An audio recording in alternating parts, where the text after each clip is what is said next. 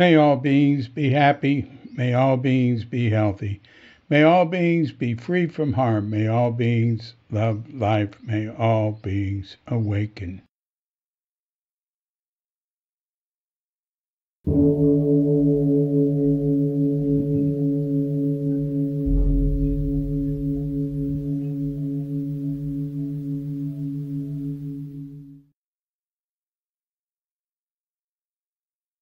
Welcome to another Cuke Audio podcast. I'm DC Booba of Cuke Audio and Cuke Archives, preserving the legacy of Shunryu Suzuki and those whose paths crossed his, and anything else that comes to mind. I pray that you and yours are safe and comfortable, free of economic hardship, and able to get out and do whatever it is you wish within the limitations of the universal precept of do as little harm as possible. Today we have a guest, Jeff Sherman, who was a student of Shunryu Suzuki back in the 60s, and he went on to do a bunch of things. He was a nurse, and now he's practicing with Pat Phelan at Chaple Hill Zen Center in North Carolina. So we're going to get right into that. But we're going to get right into that after the pause to meditate. So when you hear the bell, hit pause, if you wish, and meditate or whatever for as long as you wish. And when you're ready to come back, hit unpause, and we'll all come back at the same time. We'll hit the bell in the meditation, and we'll give Jeff a call.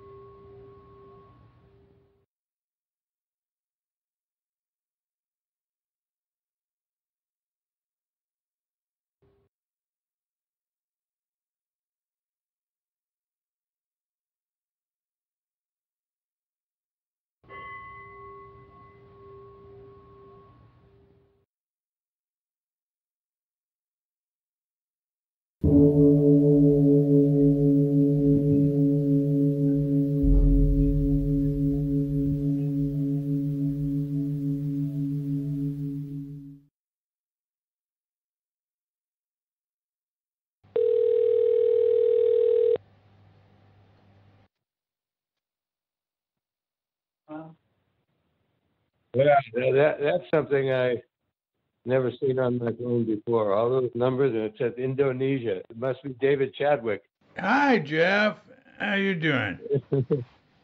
Okay, we got a little ice storm here going on, but it certainly could be a lot worse in a lot of other places. Where are you? In North Carolina. Are you in Chaple Hill? Yeah. I'm. Josho is our abbess here. So I've been here. My wife and I have been here for about 5 or 6 years now. Yeah, Pat Phelan. Yeah, that's great. Yeah. Thank you for being willing to do a podcast. And is this a good time? For chatting? Yeah. Yeah, it is. It's because we're kind of not going anywhere because of the ice. All right. So this is good. This is good, David. So all right. Since we're doing it, how you're in Bali, right? Yeah. And what's the weather like? Well, it's getting toward the end of rainy season, so it's sort of mild, and it's nice when it gets hot a little bit. Mm-hmm. Been a lot of rain, very rainy this rainy season, but I love rainy season. So, is the temperature like 70 or 80 or? Um, it doesn't get down to 70 much here. I mean, It does not. Yeah. not in the lower areas. I mean, if you get up to, you know, a couple thousand feet up, it'll be cooler. There's some places that actually have wood burning stoves. But down here, we're, near the beach in a place called Sonora. During the coldest, windiest months, like July, August, September, it'll get in the low 70s. But it doesn't get it doesn't get in super hot though either. It gets hot, but not like super hot I've experienced, in Texas and Arizona and Death Valley and stuff. Yeah. So hey, yeah. What are you up to these days? So let's see. I retired. In fact, my wife's name is Chris, and we both retired from nursing about six years ago. So we bought a house in North Carolina because we were living in Santa Cruz for about the last 20 years. Where I was, well, Chris was anyway. Chris is a native Californian, but so I left. Just to give you a quick synopsis, I kind of left formal practice in maybe 1973. Left San Francisco Zen Center, and maybe for 5 years after that, I lived in Berkeley. But I wasn't really sitting that much with Mel.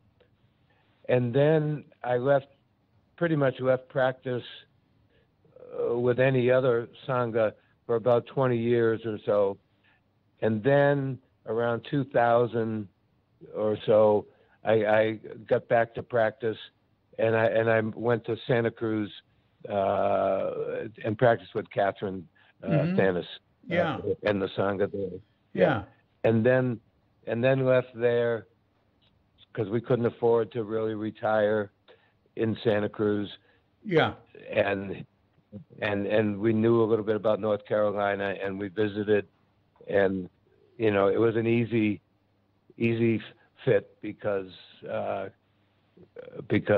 Josho and Branching Streams, Suzuki Roshi was all over the walls and mentioned it. So it was an easy step. Yeah. Oh, it's good. It's good. Yeah. Have you now you all were both nurses. Does that put you any higher on the vaccine list? No, but being over 75 and over for me, and being over 65 for Chris, we both got our first shots, and I get my second shot tomorrow, actually. That's great. That's great. Yeah. I'm hearing that more. A little bit. It started to trickle in. Yeah. We're right here. We hear different things, and I'm in touch with doctors and nurses I know. I think they're focusing on the people who work with people who work in hospitals and nurses and stuff like that first. They're getting the Sinovacs, the Chinese. I think Moderna and Pfizer will be available here for private if you pay for them. Mm-hmm. Oh, Um, yeah. Yeah. I don't know. We have residence visas. I don't know if it's free or it costs or whatever. It won't be too much. So Mm-hmm. I've heard. I mean, it would be better to get Moderna, I think, or Pfizer. But what my advisors say is get the first one you can, uh, Yeah. Yeah. because Yeah. they might have not have the high percentage of protection that Moderna and Pfizer do, but they uh, they protect you for very high Mm-hmm. percentage from having serious illness. Uh, Mm-hmm. Mm-hmm. so we'll see. Yeah. We'll see. Yeah. Yeah. Um, Yeah. Is there much infection around where you live? I mean, the people are people getting the virus there? some, yeah. I mean, Indonesia is not doing as well as the rest of Asia. And Bali, I Mhm. thought Bali was doing really well, but Al Jazeera had a report. They said Bali and Java had the worst record Huh. in Indonesia. Yeah. We know some people that have had it here. Uh-huh. Very few around us, but look, we have we have we have Indonesian workers and going through the house and stuff all the Mm-hmm. time. And I tell Mm-hmm. them, hey, put your mask on, and they go, oh yeah, Yeah. Yeah. sorry, but Okay. they can't keep it. They tend to let them Yeah. drop below the mouth, and uh, Yeah. so we're especially recently we've been around because we had all these people here fixing leaks in the roof and then fixing on in the interior. But we'll see. Mm-hmm. We'll see. I Yeah. will be glad when we get the vaccine. Uh, and we're Yeah. you know and I want to see that everybody who works with this gets it too. And I've talking Yeah. to my medical advisors about that. um, Yeah. so, Yeah. like you you left Santa Cruz. Where'd you go? Uh, we came to North Carolina right No. after Santa Cruz. Oh yeah. We left. We left. So I think your question might have been like I mean back, way when I left. back. Yeah, when I left, kind of a sangha or whatever. So when I left when I left Branching Streams, whatever you want to call it, in the kind of late '70s, I did. I lived in a number of different places, like Montana for a while, and then the Southwest for a while, and then New Hampshire for a while, No and kidding. so things like that. I grew up in New England, but anyway, I became I did carpentry to support myself, and Oh, then I became a nurse when I felt a little too old for carpentry to make a uh-huh. living with carpentry. Uh, so I went back to school, and I was living in New Hampshire at that time, and became a nurse, that's how I've been earning a living, Uh-huh. for the last until I officially retired, a couple, maybe 4 or 5 years ago. And are you from New Hampshire? Where are you from exactly? I grew up in Massachusetts, just outside of Boston, and grad. So how old are you? Are you like 75 or 76? I Six. only say that because 76. Yeah. Yeah. Okay. Just turned 'Cause 76 this month. oh, okay. So I had so 76. I called it 76 trombones. That's when people asked me how old I was. I was Oh, seeing if they yeah. could get that. And then when I turned 77, it was Sunset Strip, Oh, and that's great. and now 78 is RPM, That's right. and I haven't hit 79 yet, so I don't know what I'll do for that. But anyway, Yeah, but no, I only something will turn up. yeah, I only have yeah. And you asked me something, and I went off on my own Oh, I deal just there. asked you What where did, you were from. No, that's good. And going oh yeah, off on yeah, your own is fine. That's good. great. Uh, Yeah. um, so how did you how did you get interested in coming to Zen Center? What Yeah. yeah, what's your Well, what led you to go there? What's your way-seeking mind story? yeah, yeah. Uh, well, I would say I graduated high school in 1960, and then a couple of years of college, and then Where in college? it was in Massachusetts. It was at University of Massachusetts because that's where my brother was going, and but I was not a good student, and I really didn't have any interest uh, in that, and so then I stopped college, and for 3 or 4 years. Oh, I got another phone call. Oh, well, I'm having a You can busy take morning it. here. You can Yeah. take it if you want. No, no, no. It would be a long one. All right, then Um, don't. yeah, yeah. Right. Um, um, so so then, and this is part of my way-seeking mind talk too, which I did.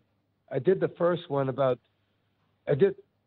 Well, anyway, I was sitting. I was driving a cab in my hometown of Newton, Massachusetts, Yeah. and this friend who was we made plans to meet during lunch hour, um, or however long I took for lunch, and so he came, and he had been traveling in Mexico and the United States, etc. And anyway, he read me a haiku. Let me just preface this a little bit more. I was like in 73, 4, and 5, I was hanging out in, in Harvard Square and kind of the, I don't know if it was called beatniks then or hippies then, but seeing folk music and just generally doing that. Yeah. Yeah. So then he came and read me a haiku, and I certainly don't remember the haiku, but the feeling of it really hit me. And he said there's a Zen master in San Francisco, and then about a year, maybe even sooner than that, 6 months later, the VW bus was painted pink, and we moved to the Haight-Ashbury, and What year? What year was that? yeah, I would say probably it was either 66 or 67. Yeah. I would have to say we were there for the Summer of Love, which was 67. Right. So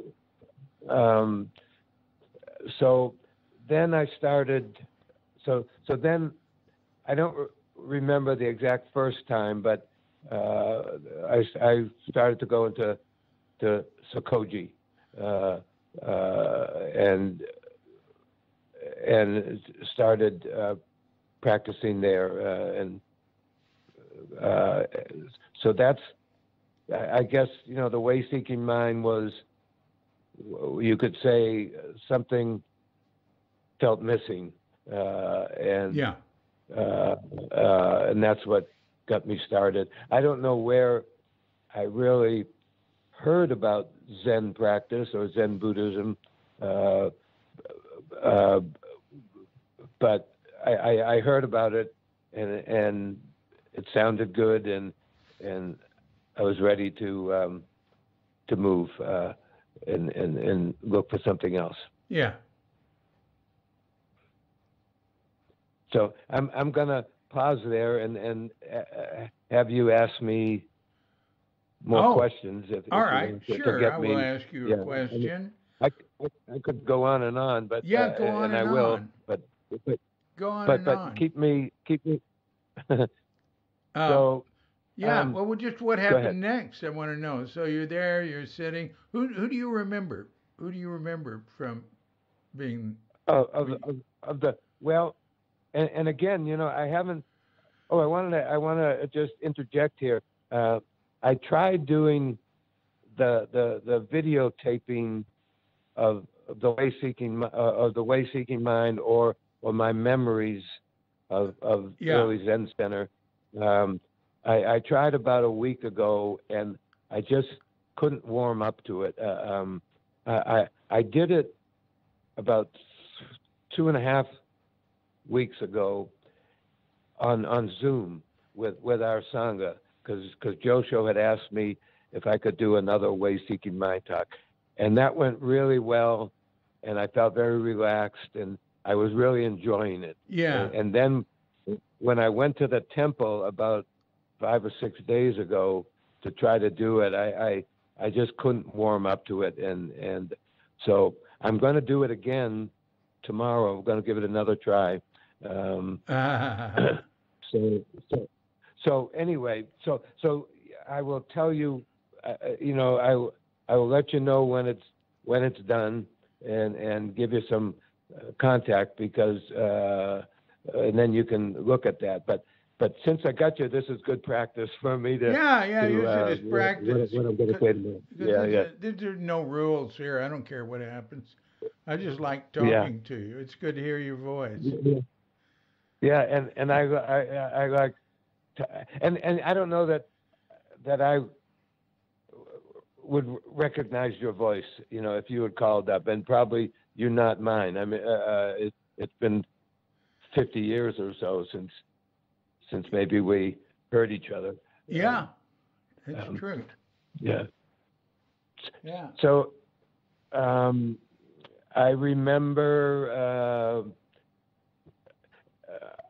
I remember, going up the stairs to Sokoji. I know we always pronounce it Sokoji, but a Japanese friend of mine, and maybe you know better than I do, said, no, it's not Sokoji, it's Sokoji. So yeah, it's hard for me they tend to say it sort of evenly, Sokoji. But that's the way we pronounce things. And even though I lived in Japan, I had a hard time with some of the words I was used to saying in English, like Roshi, and that's just we tend to say next to last syllables really strong here, and the Japanese tends to be more even. Yeah, but it doesn't matter. Okay. Because really it's an English word too. You know what I mean? I mean, Sokoji it's ours. Okay. And things are pronounced differently. And I well, anyway, go on. So you went up the stairs. Yeah. Went up the stairs, and this is I don't know when the first time was, but I remember this, the long flight of stairs against the wall on the right there. Yeah. And going up to the landing, and it felt kind of the stair hall and the stairwell seemed kind of I wouldn't say not well taken care of, but it felt dusky or something. But then when you open the Zendo door, it was such a change because it was so bright and so clean, so orderly. It was a change from going up those stairs. Right. Well, the building was so big, it was impossible to keep it clean. It was a big, like, oh God, it was just, and it always had sort of a dark, sort of, like not fully used feeling, Not fully used. Yeah, and if you didn't have room in the Zendo, you sat on the balcony there. Right. And then part of the kind of front part of the balcony, or not the stage part, but the other thing, just had piles of, I don't know what was there, furniture or. Yeah. It wasn't used. Yeah. Yeah. Yeah. So yeah. That's true. So yeah. Now so then go on. Go ahead. No, you go. No, on. you go on. Well, who do you remember from? I mean, do any people come to mind, like when you first arrived, or that stood out, or? Well, certainly Suzuki Roshi, because he was aside from Bill Kwong, I think he was the only, Japanese or Asian person that I remember seeing. And certainly Suzuki Roshi is what everyone wants to hear about. But I can come back to him. People like so Bill Kwong and that office across the street there. There was mostly Silas and Claude, Yvonne. Richard Baker was kind of, I don't know if that was some of his years in Japan, but I probably saw him a few times in that office. And he left in the fall of like October of '68 for Japan.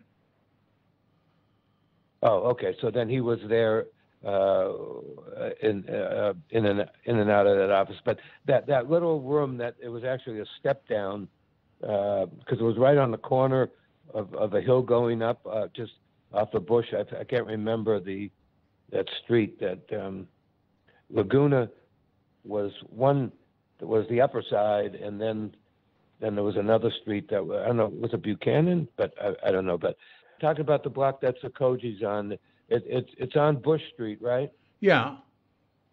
And I call it the upper side, but I'd have to look at a picture. Wait a minute, I've got to look at this picture, and I'll tell you what it reminds. Let's see. Well, this doesn't show it, but anyway. So those were the main people that I remember seeing, as far as what I would call the people who were really the main movers. I know there were some other people, but I didn't really have much contact with them. I mean, Della Gertz is a name that comes to my mind, and if that's correct, and yeah, certainly, and but besides those 4 or 5 that I just mentioned, maybe, I don't know if Peter Snyder was around at that time. He was at Tassajara. Oh, okay. Most of the time Peter was at Tassajara. He didn't live in the city, and I was at Tassajara most of the time, too. Okay. Now, you said the only Orientals were Suzuki and Bill Kwong, but what about Katagiri? Yeah, well, yeah. Now, certainly I was with him a lot, but I don't. Maybe he was, and I just don't remember him at Sakoji. Oh yeah. He was at Yeah. Sokoji more than Oh. he was at Sokoji a lot. He was working in Hmm. that office downstairs to the left. You know, when you come in we went in the side door on the right side, and Yeah. there's an office right to your left. He'd be in there working on the Huh. fundraising drive for the new building for the Japanese congregation. He had a little desk in there, and he'd Huh. always be at zazen and service and Mhm. all that. Yeah. Uh, Yeah. I don't remember seeing him that much, except that maybe Tassajara. Anyway. okay, here I've Um, got the street names. Uh, Now we were on Laguna, and then moving up from that. Oh, I'm wrong. Buchanan is downhill, and then yeah. Webster, and then Fillmore. But the traffic went uphill toward the city. Uh, so Fillmore, Webster, Buchanan, Laguna, Octavia. Yeah. That's the one I called Yeah. Buchanan. And then after Octavia is Mm. Gough Street. Uh, Yeah. yeah. All right. Yeah. Yeah. uh, I'm a very nostalgic person, so it's just nice, and especially about these days, and especially about Tassajara. So yeah. we'll get there. We'll get there some point in this conversation. Yeah. I'm sure. Yeah. Yeah. Tell me this: how long do you think this phone conversation is going to go? Would you say like a half hour or As 20 long as you minutes? want. As long as you want, man. I don't care. Well, yeah, I want to have it be as long as you want, also. So Well, I just don't trying to think get. about it. I just talk. Okay. You know, Okay. I did a podcast with Daya, Diane, my ex-wife. Mhm.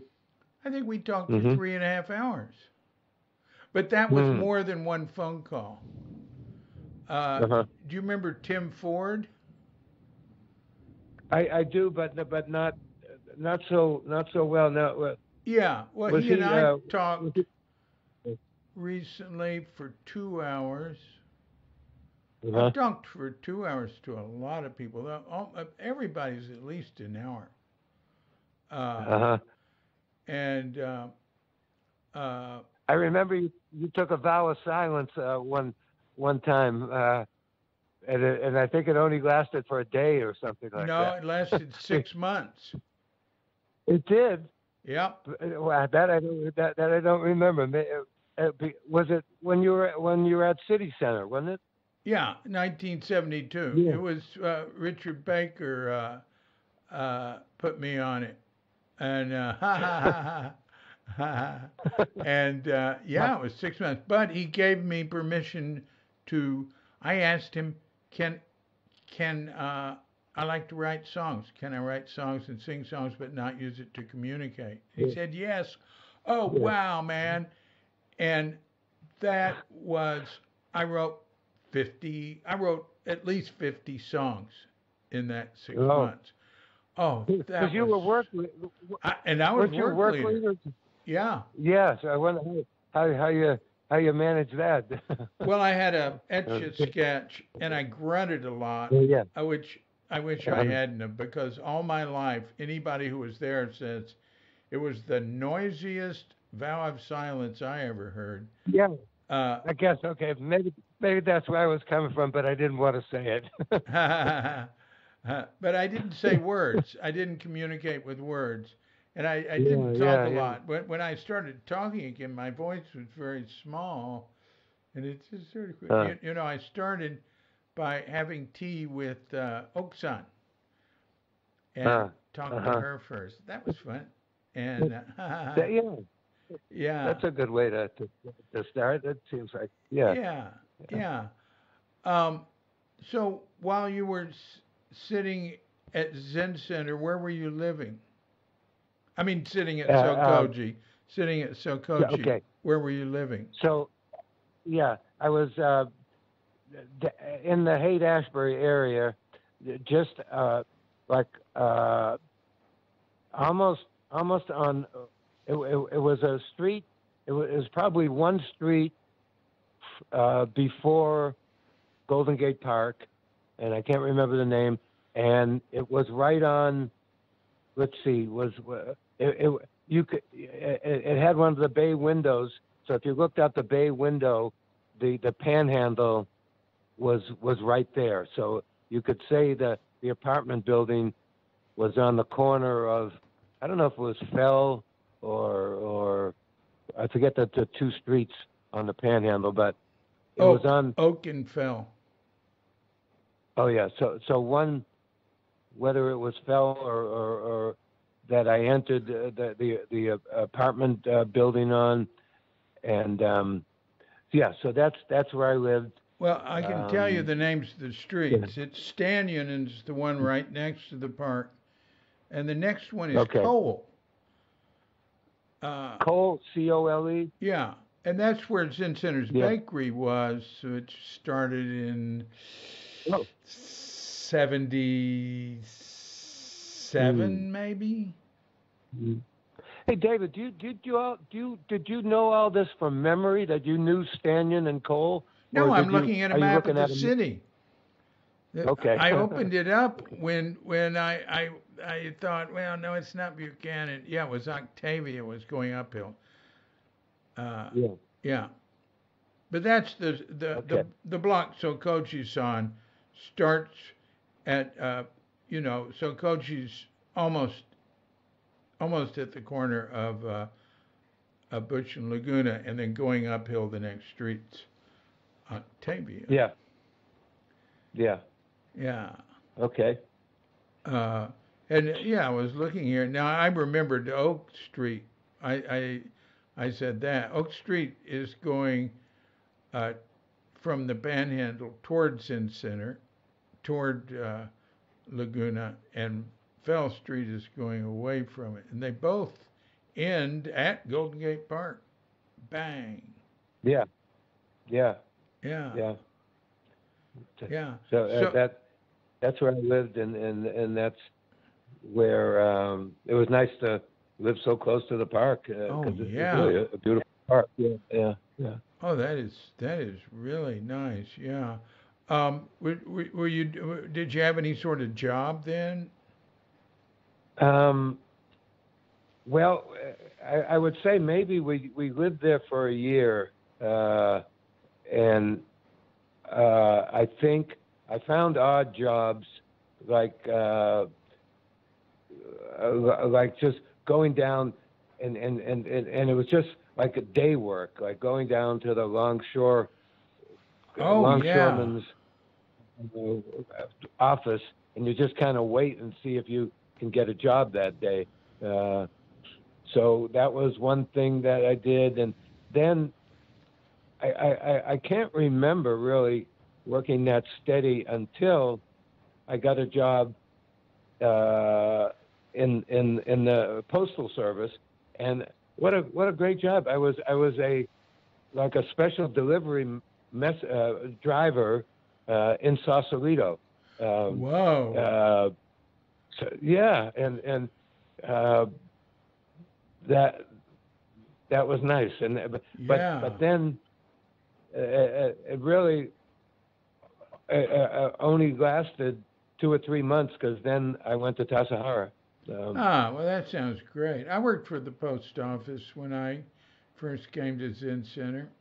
Rincon Annex down near the Bay and Mission Street and all that. In fact, it might have been on Mission Street. Right near the Bay. Yeah, it was great. We'd smoke pot on our breaks, and yeah. Oh yeah, I loved that job. That was fun. Well, I got out of sorting the mail and into throwing mail bags, and it wasn't that's not the civil service test I'd taken. The civil service test I'd taken was for just sitting there and sorting mail. There was that, and then they got me from there on going around and picking up the sorts. So that was better. I could walk around. But when they put me on loading and unloading trucks, I was in heaven. And I did it Oh, so fast that they'd have me load and unload whole big giant trucks. And yeah. uh, he said, the foreman or whoever would say, you're not supposed to be here, but you're doing a good job. I said, nobody will notice. I loved it. It was great. But So yeah, what year was that? What year, 66, roughly? 66. Okay. Okay. And where were you living? Well, when I first started sitting at Zen Center, the first time I sat, I was over by, near Mission and Sanchez and all that in the Mission District. But right away I Hmm. moved to Fillmore and O'Farrell, right at the heart of the Fillmore District, which was a little Yeah. dangerous, right next to the Fillmore Auditorium. And then from there I moved to Hmm. Octavia and Hmm. Bush, just a block from Zen Center. And then I moved in Hmm. with Loring, and I stayed with Loring till I went to Tassajara. And Loring Palmer. yeah, he just died Yeah. recently. Uh, Oh, I thought it was even further back than recently, but no, he anyway. just died like a month or two ago. Uh, Mm. yeah, I was at his memorial, and I did a Mm. very long podcast with him soon, weeks before he died. It was great. He was Mm. great, and it was wonderful living with him. And I was with him Mm. till I went to Tassajara, which was early, like in March Hmm. of '67. So, Hmm. well, how did you find? How did you started sitting at Sokoji? What was it like for you? Did you like doing it? Um, well, yeah, it was something to, it hurt, it hurt the knees, but it was, I was fit, and what, 20, so let's see, but 24, 25, something like that. So Mm-hmm. just coming into prime, and it was just, and it's kind of always been Sangha for me as the big one of the three, Buddha Dharma Sangha. I'm Right. not that good. I'm not a good scholar or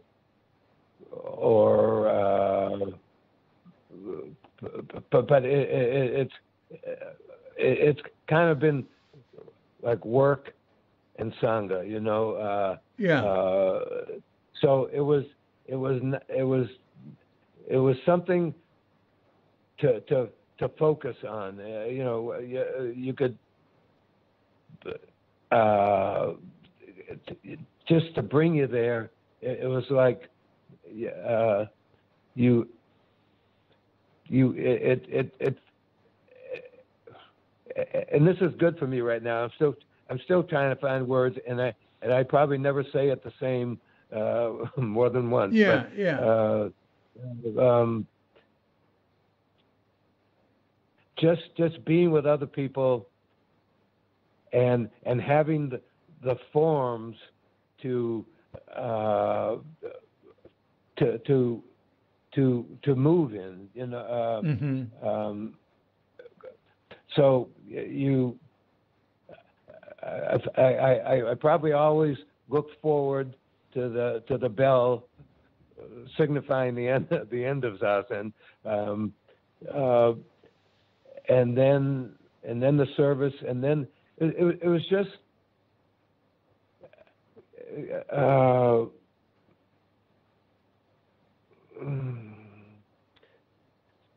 just such a big infinity, and then you brought yourself into the here and now, and where you were, and doing the service, even though you didn't know what you were saying, especially if you're doing it in Japanese. Oh, it was all but in just Japanese then. Yeah. yeah, just being there with the people who carried the form. Yeah. So I kept coming back. Yeah. Kept coming back because it was kind of, you could say, there wasn't anything missing sitting zazen. Yeah. That's well said. Yeah. Yeah. Ah. Ah. And so when did you go to Tassajara? So then I would say it would probably be the summer or sometime after.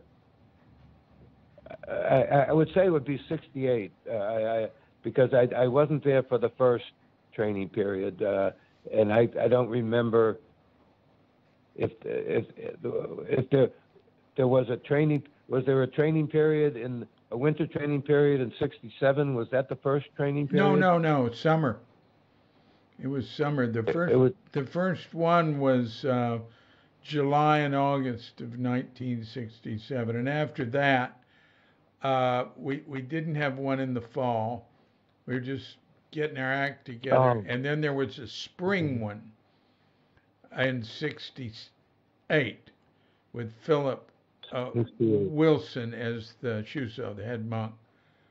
You know? So I guess I must have come after that one. Yeah. So sometime in the summer. Yeah. So yeah, and I would have been there running the dining room, and would have for the guest season. Yeah, but yeah. I think I can remember. Were you getting to be a couple with Diane at that time, or you already a couple at that time? We were an unofficial couple. Yeah, totally. Yeah, and because I can remember. I can remember something. Either you or she hoisted up some food to one of the rooms above the dining room to the other one. I don't know if she was up there and she was pulling the string and you gave her the food to pull up, or the other way around. But I think it was her and Margaret. That could have been. Yeah. But let's see. In '68, I think the women had the dorm in the they had the dorm in '68, and yeah. We go back and forth between the males and females sharing the dorm, and I forgot about that. That's really good. Yeah. I gotta say, I think it was you. Well, if she was hoisting it up, then I think it was you who was feeding her, who put it on some kind of tray or some kind of box or something like that. So I was giving her guest food from the dining room that she was hoisting up to Margaret in her room up there or something. She and Margaret were inseparable. Yeah. Have you ever interviewed Margaret? No, I'd like to. Yeah. I talked with her once, just about 5 or 6 years ago, shortly after we moved here. She's been living in Colorado, I think. That's right, in Boulder. Yeah, I think she moved. I don't know if she's still there, but I think she's more part of an ashram type deal. But I can't be sure. But she has another name of Shanti. That's right. Well, she's had that name for decades. I mean, she's had Shanti for a long time, right? That's not is that her Buddhist name or? No. Is that a Buddhist? Not a Buddhist No. name. Yeah. Okay. She might have had another one before then. I don't know. Maybe I'll get hold of her and we'll see. I bet I have contact info for her. I might have been in contact at some point. A little bit. You know who I think is in touch. I think Daya, who used to be Diane, is in touch with her, and Misty Brackett. Uh, yeah. Oh, So Mitzi, is that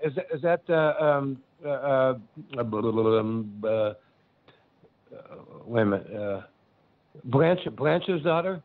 no. Oh, oh, okay. That's Trudy Hartman, Oh, yeah, and Trudy, Mitzi. yeah. Trudy and Mitzi are Blanche's daughters. No, Misty What, Brackett is Richard Baker's. No, she was Richard Baker's sister-in-law, maybe. Is she a no. sister of Ginny Baker, or was she a cousin of Ginny Baker? Yeah, I don't know. Yeah, I see her Yeah. on Facebook, Misty. Yeah, Oh, yeah. yeah, Okay, because Mitzi, I can't remember now. Trudy and Mitzi are yeah, two different people. yeah. Yeah. Which one? Which one was the younger one? Mitzi. Okay. And Because she became an extremely prominent porn star. that's what I heard. Yeah. And I never heard Blanche or Lou say anything about about that, but Oh, that they must have knew been about later. it. They were pretty cool about it. Good Lord, you couldn't have been cooler than they were. Yeah, Nina Hartley was her porn name. She still does like sex education stuff. She was like very articulate, intellectual. She was on the cover of U.S. News and World Report. Wow. Yeah, she'd be interviewed by TV stations. She gave talks at universities, and uh, uh, Gloria Simoneau went to a talk of hers that Mitzi gave naked Yeah. to a to a a university audience, and she worked at Greens, and she and I were I loved having working with her at Greens. She was funny. Uh, I remember she came up to me one day. I was the I think she worked at Greens when I was the maitre d', right? And she came up to me one day and said, "What's green and goes 1,000 miles an hour?" I said, "I don't know what." She said, "A frog in a blender."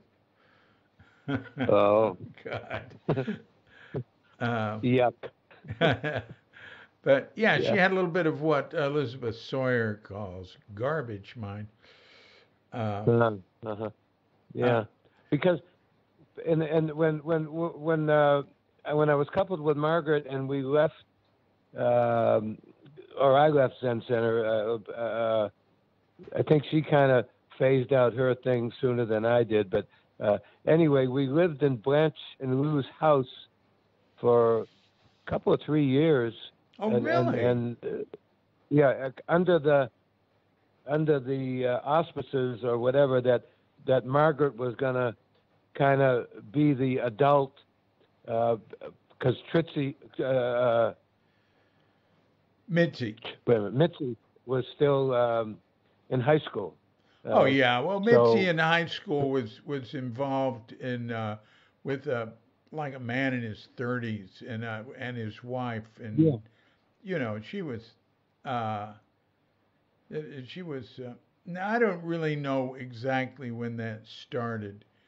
Uh, I can remember driving her home there, uh, and she and I just had a nice, friendly relationship.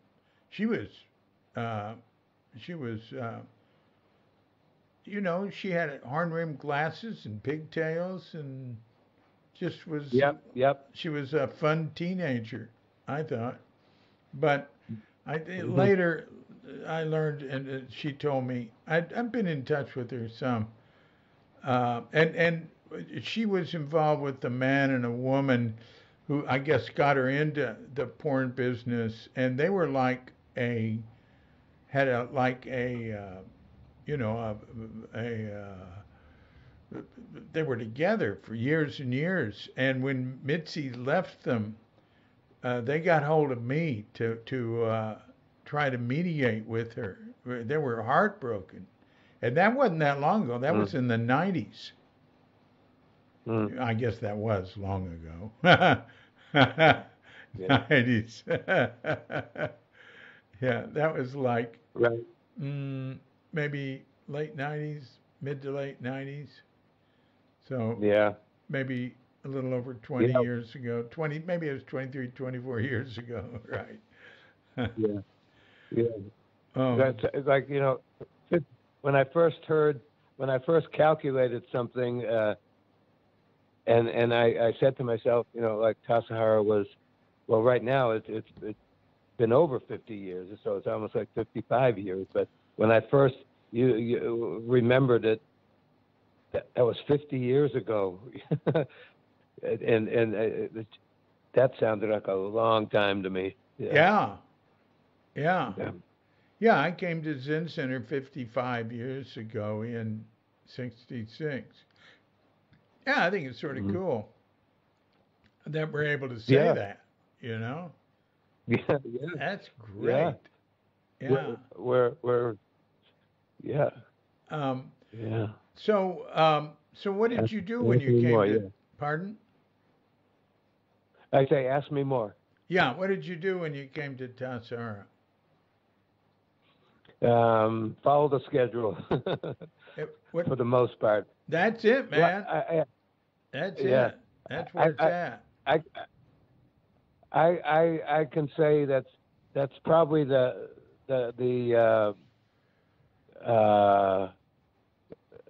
best. It was probably the best time I think I've had in my life. Was being there, or the most memorable, or in some way the easiest, and in some way the hardest.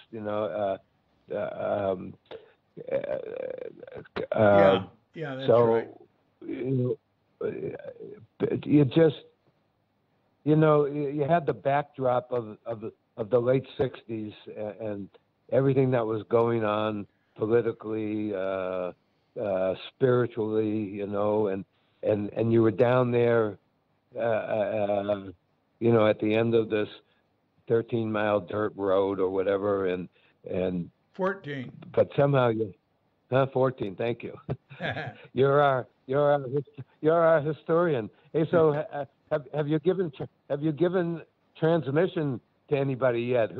Who's going to carry on when oh, you're not around? Yeah. there are other people who work with me, uh, Uh-huh. and are doing, you know, I have an associate.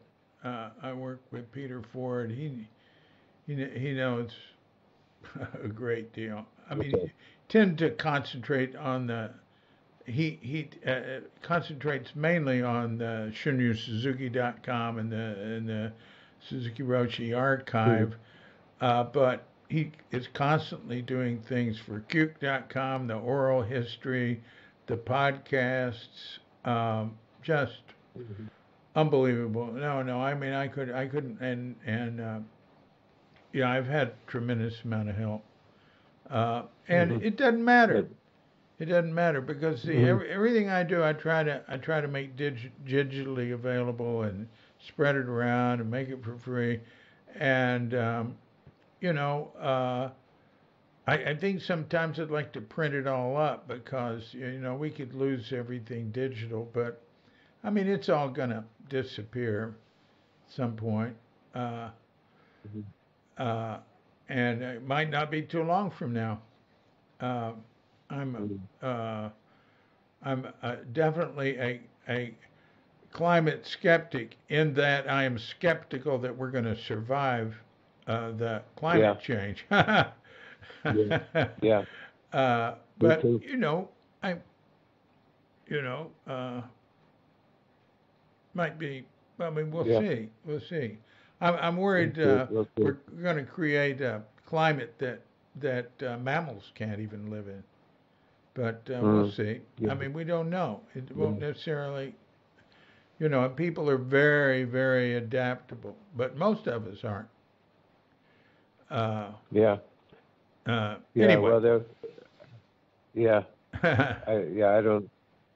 I agree there, and I don't know if it'll be inhabitable for I don't know for thousands of years, and then maybe it'll become habitable again sometime. But we'll see. Nobody Yeah, knows. yeah, I think some of That's that depends on the amount of radiation, really heavy radiation. I mean, with and I don't know what.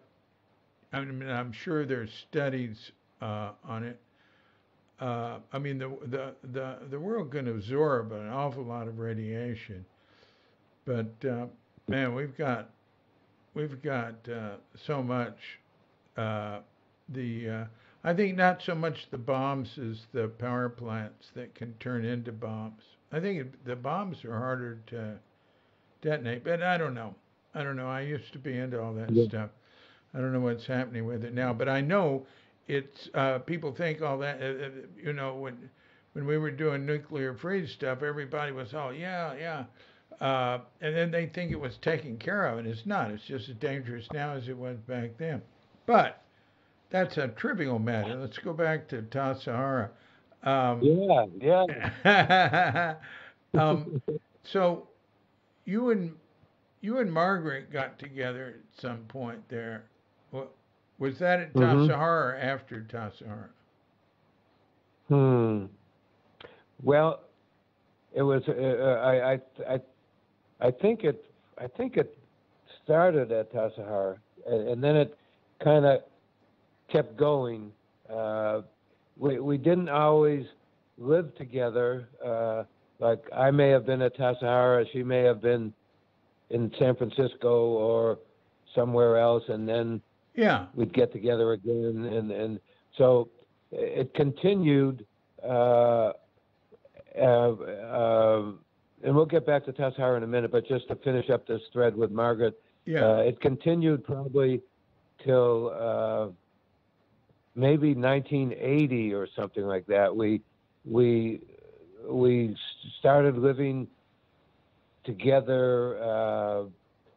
We may have started living together at Blanche's house in like 75 or 6 or something like that. But I'm not sure of those dates. But Mel married us Oh. in Blanche's house Oh. in Blanche's house in 78. And I only know that because I was looking through some slides, hoping that I had some slides that went back to the 60s in Tassajara and such, but I don't think I do. But anyway, I had some slides of the wedding day, and that was 1978, and then we moved, and I think we we were together until like 1983, because I remember if you and if you do print this up anywhere, I would just say don't hurt anybody or something, whatever that means. Yeah. Yeah. So we got divorced in 83, Yeah. and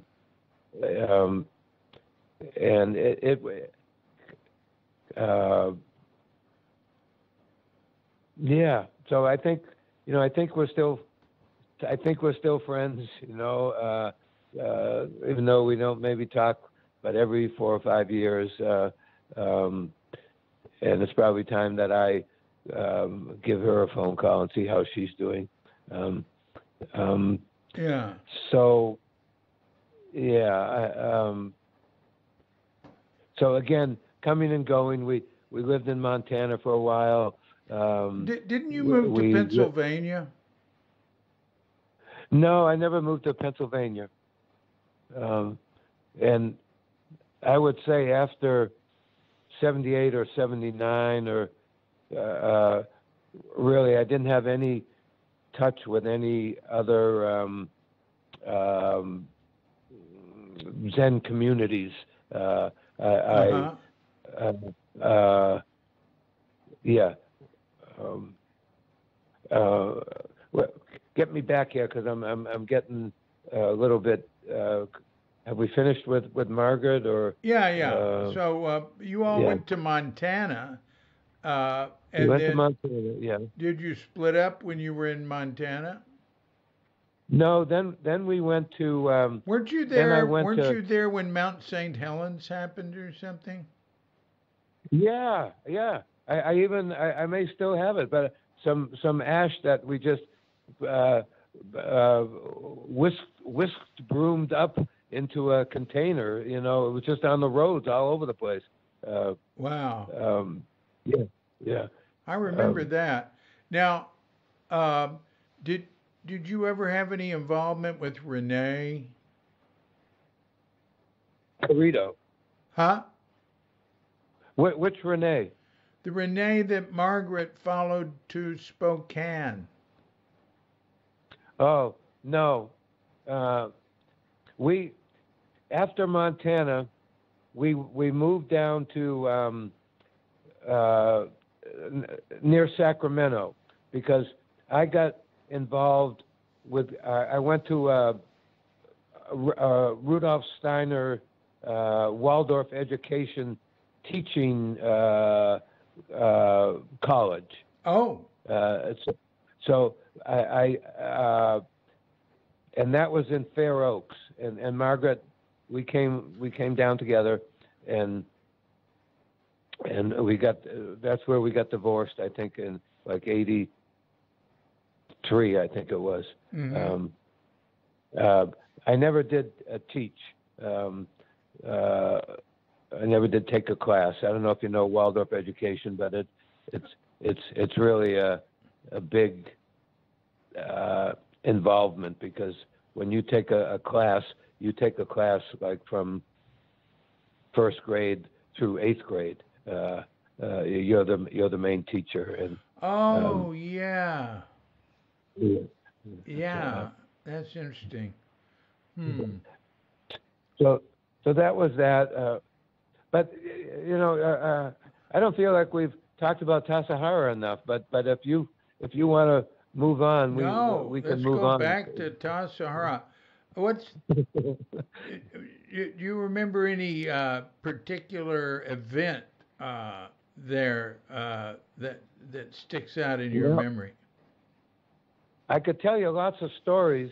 Well, let's hear them. And but if I ever get it videoed, you'll get the same thing again. But I can the biggest, well, lots of things. But you know, when were you there? I remember you and we chopped kindling wood for days or maybe even weeks on end. Yeah, Up out up at in Grasshopper Flats there. Flats, right? Yeah, Yeah, yeah. I And love I can doing remember, that. yeah, just the rhythm of that one person just moving mostly it was siding, I think, from old Yeah, buildings. yeah. Like Buildings we'd torn one by down. six, yeah, 1x6s, 1x8s, or whatever, and one person would have the axe or the maul, and the other person would be sliding it into the person. Yeah, Uh, and a lot of uh, one by here's a- fours. A lot of one by fours. yeah, that too. Yeah, okay, Yeah. you remember. Good. Yeah, they were easier than 1x6s or Oh yeah. 1x8s. Yeah, you get them in one But stroke. Yeah. yeah, Oh, yeah. love that. Yeah, we went through a mountain. Yeah. Yeah. I again. So here's a great story. Sit back and relax. And it was the winter where we lost communication, and I don't know if that was 1970 or 69. was it 69? Yeah. Okay. And people, and I don't know if this was the same town trip, but people were leaving Tassajara, like in like two people may have left and took one vehicle to get out because and then we never heard from them. This is my memory, and I could be romanticizing it, and then other people went out to look for them because they never heard about them. And then I think,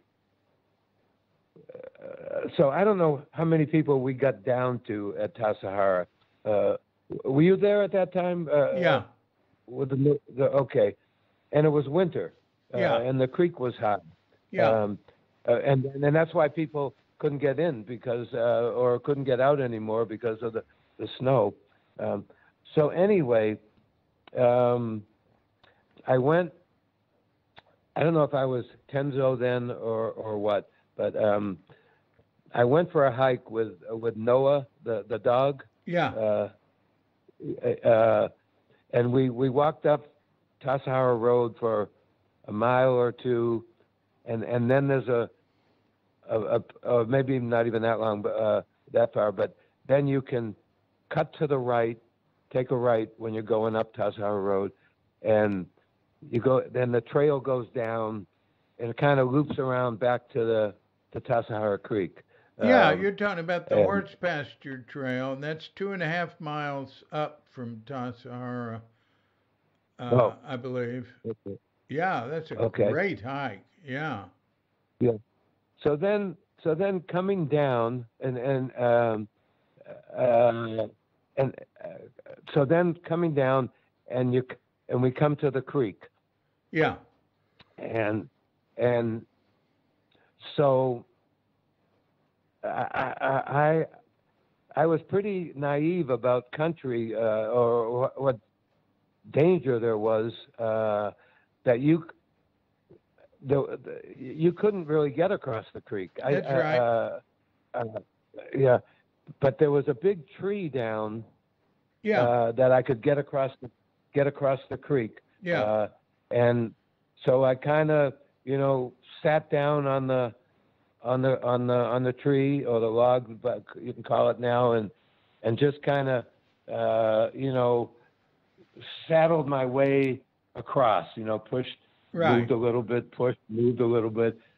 So I made it to the other side, and then Noah would not come. Of course not. No.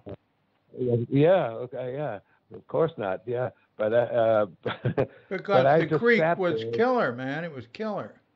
Yeah, and he didn't going across a tree like that. Yeah. So I'm on one side and he's on the other, and I'm weighing out what am I going to do? Knowing because it's getting late now in the day. So maybe I'm there for 10 minutes. Maybe I'm there for 15 minutes. Maybe I'm there for longer. I don't know. But so then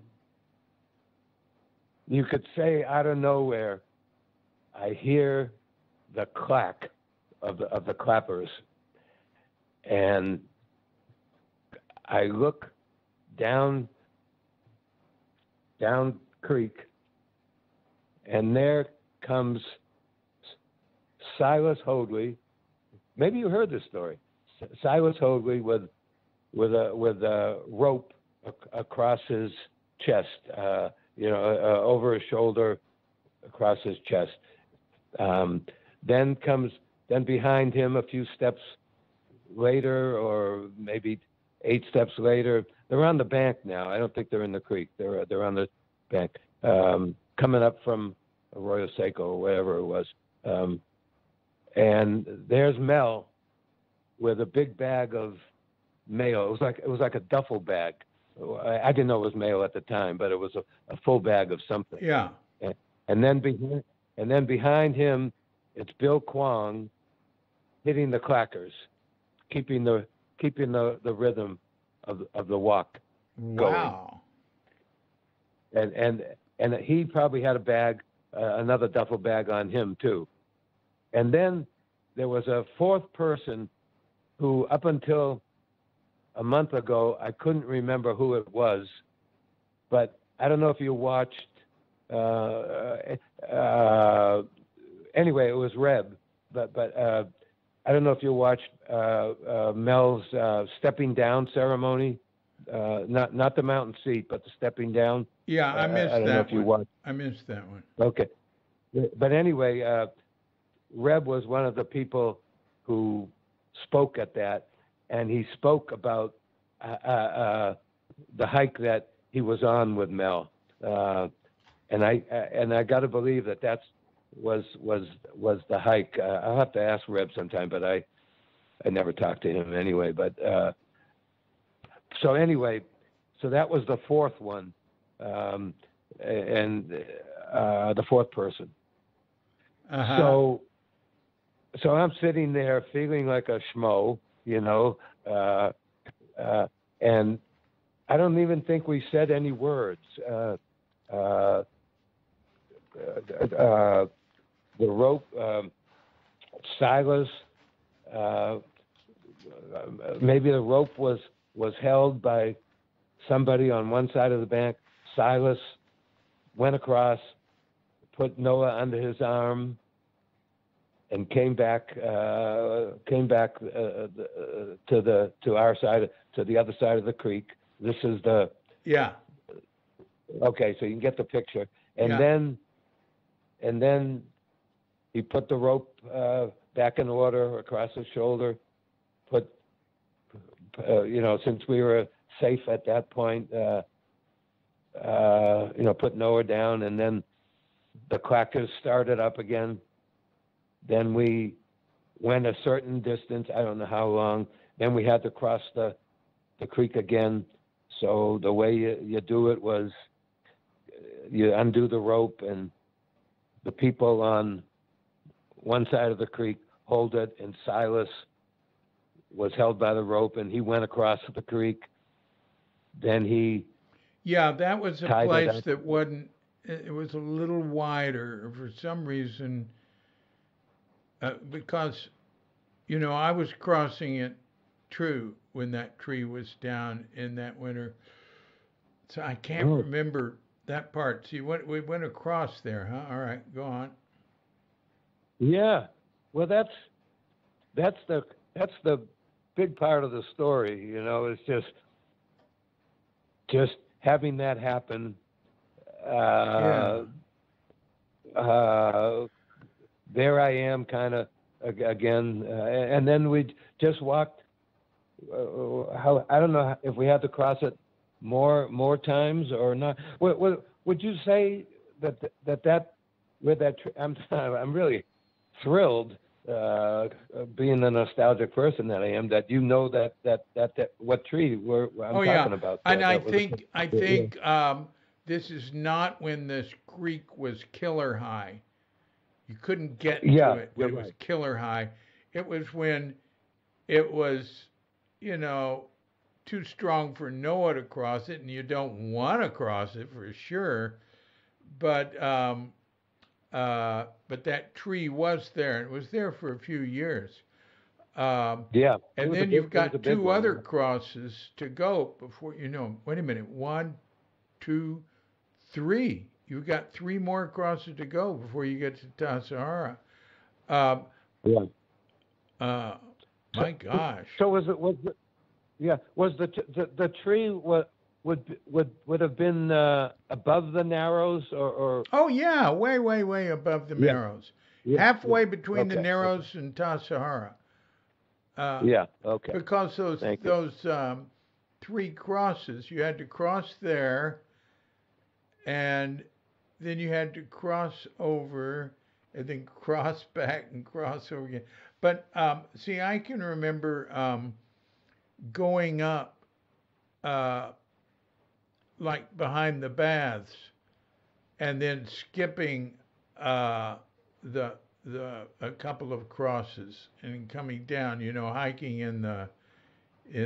up in the woods there.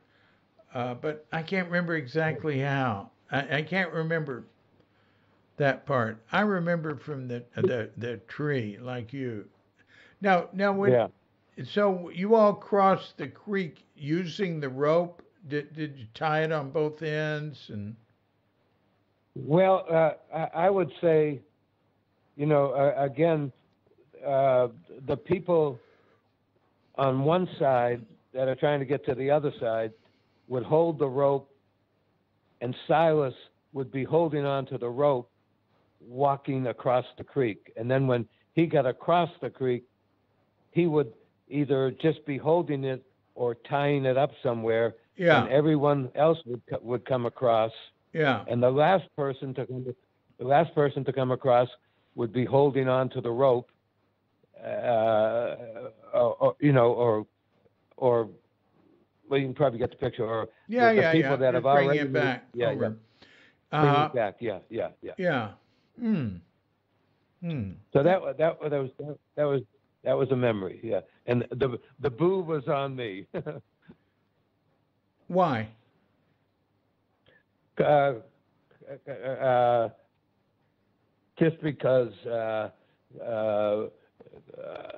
Just because. Yeah, you didn't do anything wrong. It was natural. You were by No, yourself. They not were a really, group, but and I people felt like a function. schmo. Huh? I felt like a schmo.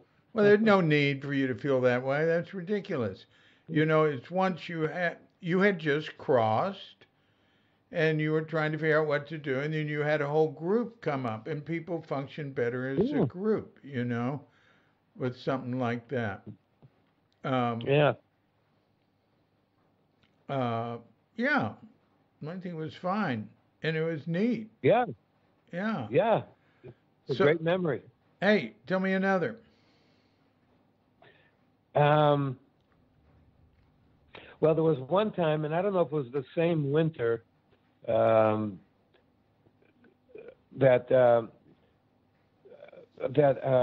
there was another. There were two Jeffs, and I can't remember the other one's last The name. guy with It the might have been beard. something. The guy with the beard. Yeah, I think they God. had really reddish hair or even Right. orangish hair, but I could be wrong. Huh? Right. Right. Are you saying his last name, or are you saying right? No, I can't remember his last name. Okay. It might have. Okay, but anyway, we were gonna do a town trip, so we got in the Land Rover, the one that kind of boxy, looks like a little Jeep or whatever. Yeah. Yeah, it was a the Land really Rover. the workhorse there, yeah. And so we started up the Tassara Road, and the snow was getting deeper, but we didn't particularly want to turn back because you like to go to town. And but then we had to turn around, but we were not in a good place that we could back up, and we just couldn't go further. But by that time, we were close to the ridge, where it gets wide, and you're not looking down. Yeah. Looking down the canyon or whatever. Yeah.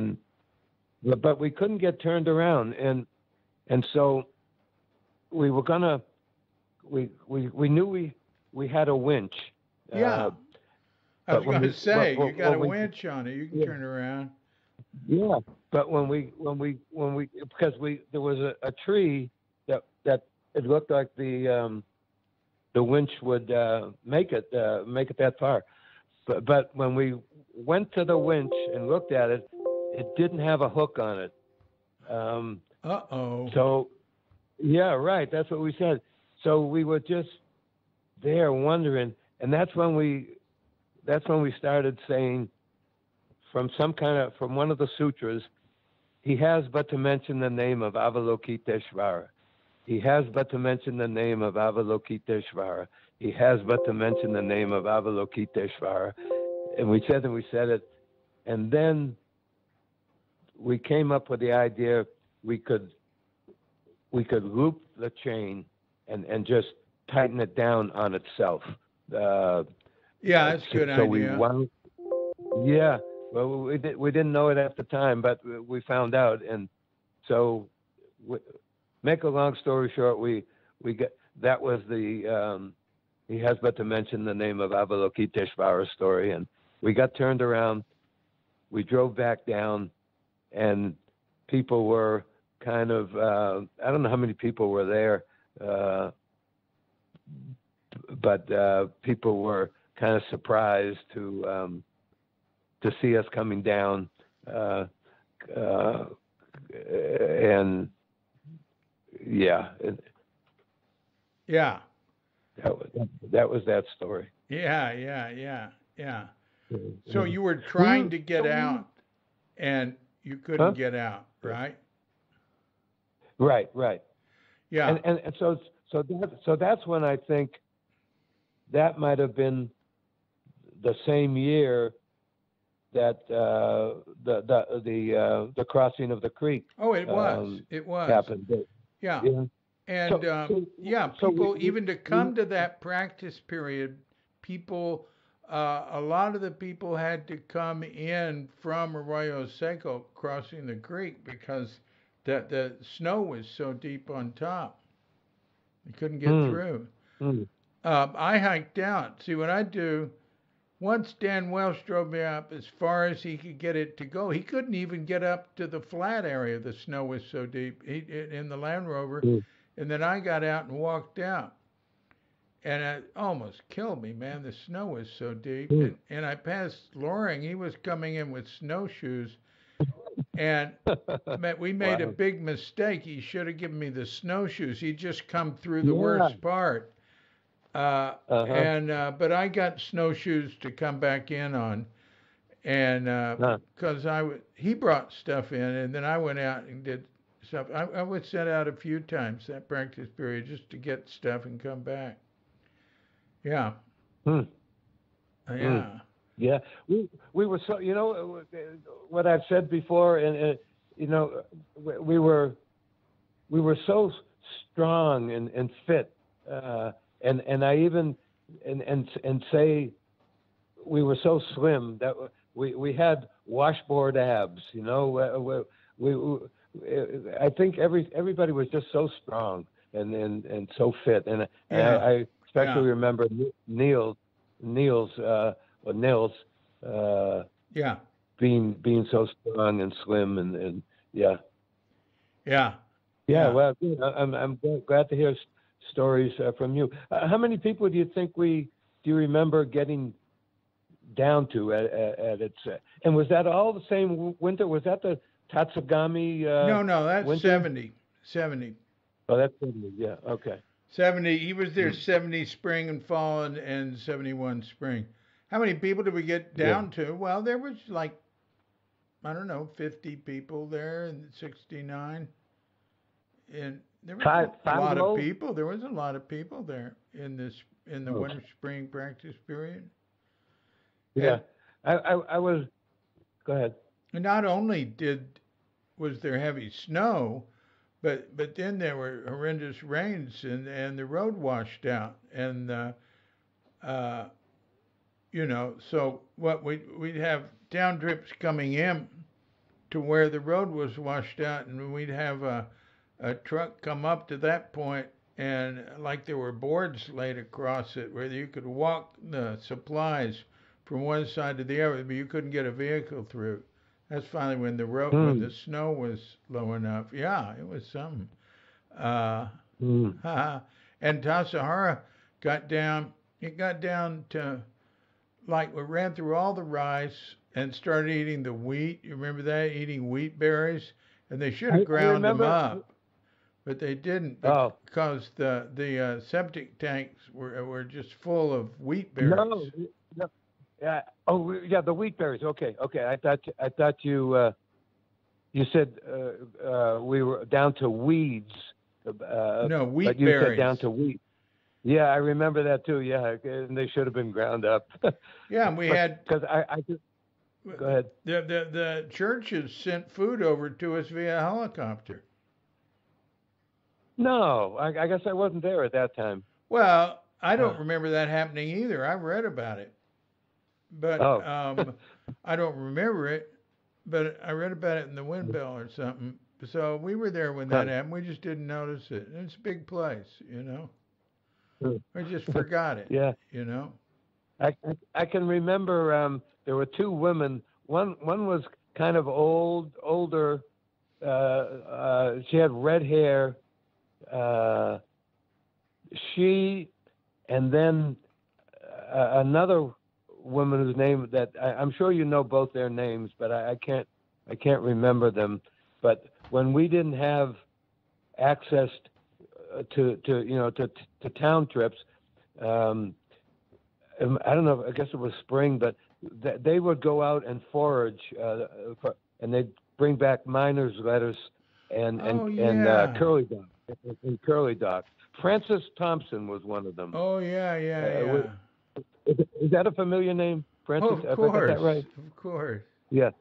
And then the other one was older than Frances and smaller and maybe Oh, you mean and she Lucille had Harris?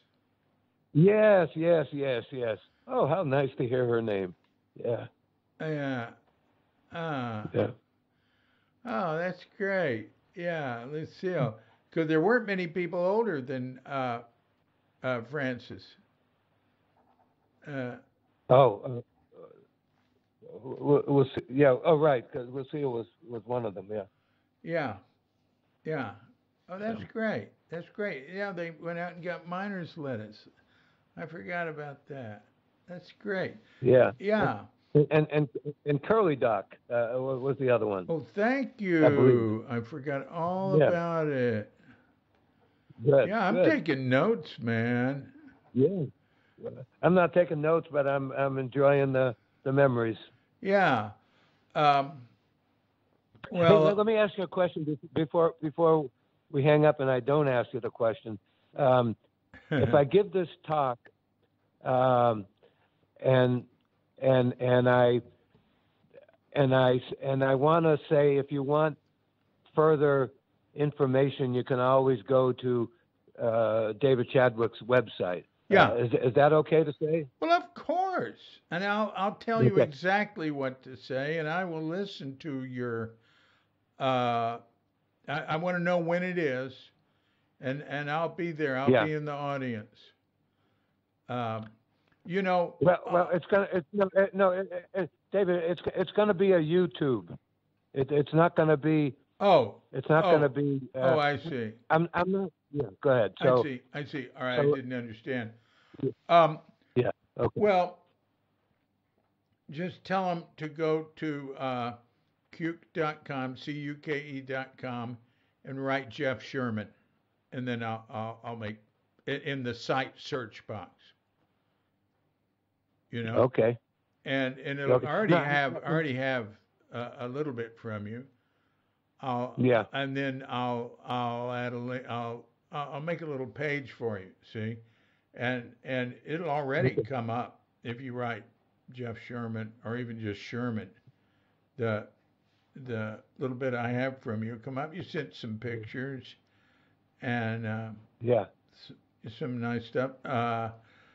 And There'll be some yeah, more pictures. Yeah. yeah. Just say go to Yeah. But cuke.com and write Jeff Sherman in the site search box. That'll take care of it. okay. Yeah. Okay. And mainly, I just wanted them. If you want more information, if you want more pictures about the history, I just wanted to say, go to cuke.com. Oh yeah, just say go to cuke.com. Yeah. Yeah. Okay. Okay. Uh, Good. yeah, they can figure it out. And there's a site search box, which is a good way to find. I mean, that's the way I go to things. Yeah. Rather Yeah. than going through. I mean, sometimes I go through the drop-down folders, but mainly I just write something in the site search box, and I do it online. I mean, I have it in my Uh-huh. computer, but I can search it better online. Uh, Hmm. and then I know where to go in my computer for whatever it is. So, uh, so what else do you remember from Tassajara? Um, well, let's see. I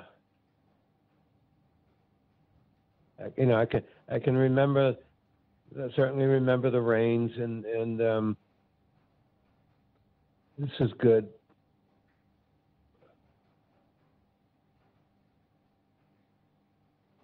So the and you'll see this, or you'll hear it if you get to the YouTube again. And so Suzuki Roshi,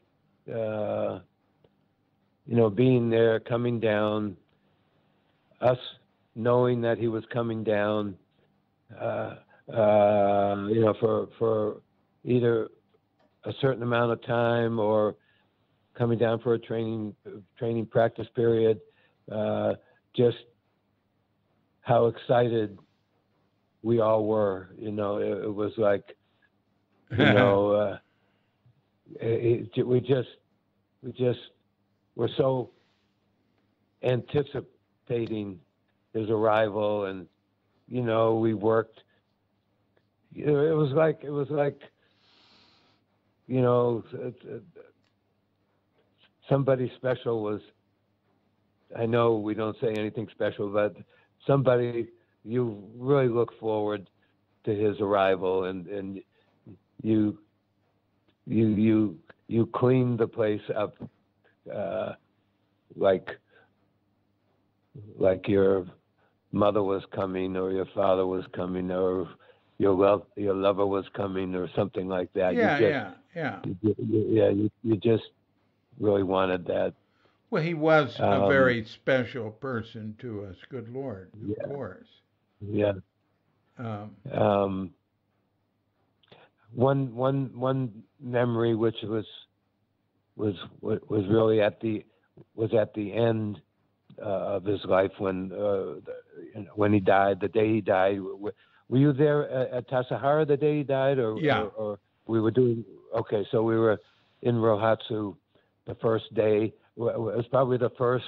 No, we were in the First, fourth day. We were in the fourth day. we were in the fourth day. Okay, good, because now so when I give my talk, I can get the facts right. Yeah, he died on the fourth. Okay. See, and because of the way things were going in the city, they started the session on the fourth. So in the city, it was the first day, but we did the traditional thing and started it on the first, and we were in the fourth day. Oh, okay. Um, the fourth day of Rohatsu. Is that what you're saying? Yeah, Or the fourth, not the fourth day of the month, the fourth day of Rohatsu. both. He died on the Oh, fourth, and okay. Rohatsu But was starts that on the first. okay? Okay. So it was the fourth day of our sitting, which happened to be the fourth of Rohatsu. Right. Fourth day of Rohatsu. Okay. Okay. Well, anyway, I can just remember sitting, and then the Densho bell starting,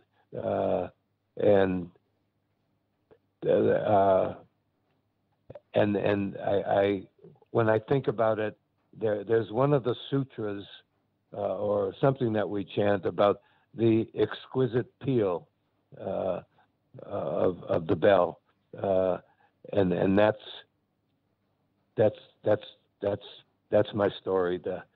It just seemed like when that bell rang, everybody knew what it meant, and we just continued sitting. And Hmm. so that's another story that I would tell. Hmm. I would also, on the other hand, uh, talk about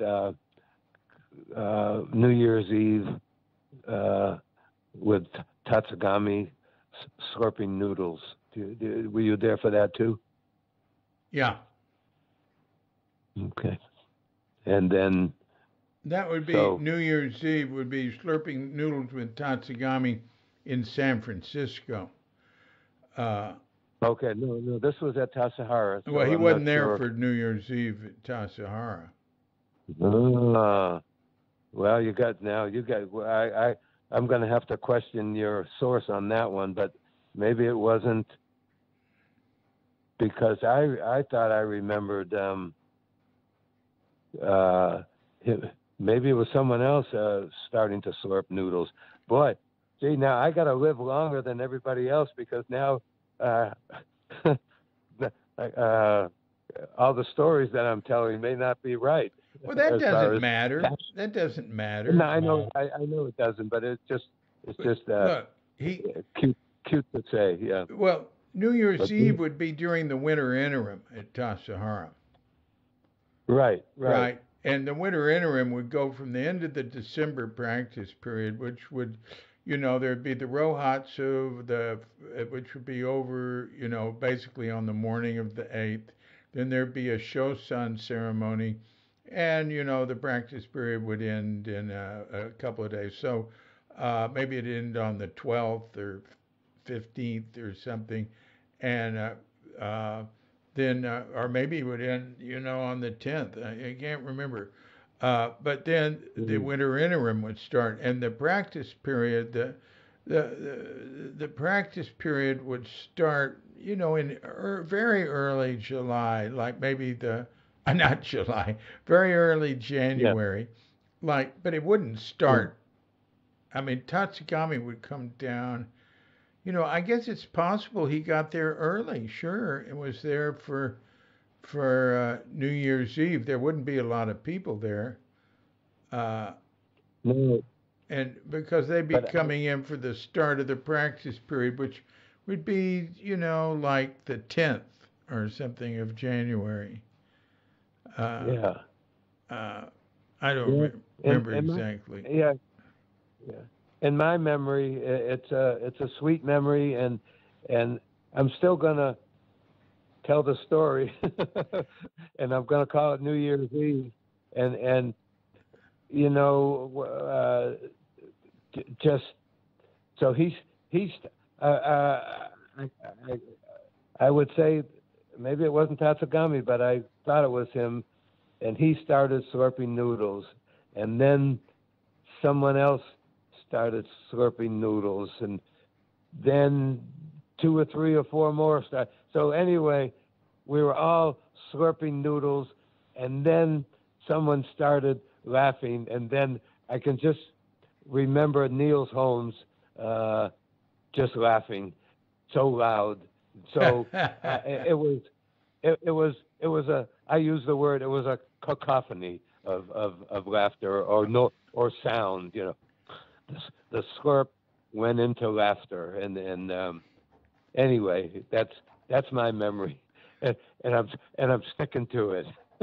Yeah, well, that sounds right. I remember that. It's just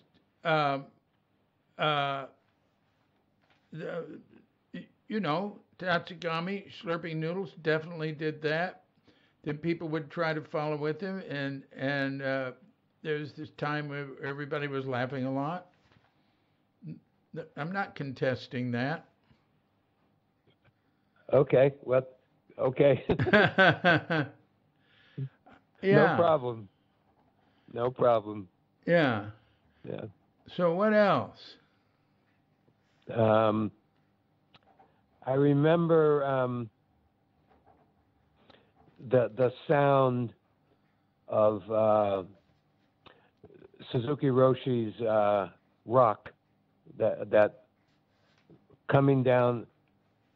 I was up there on the site there, building that little retaining wall for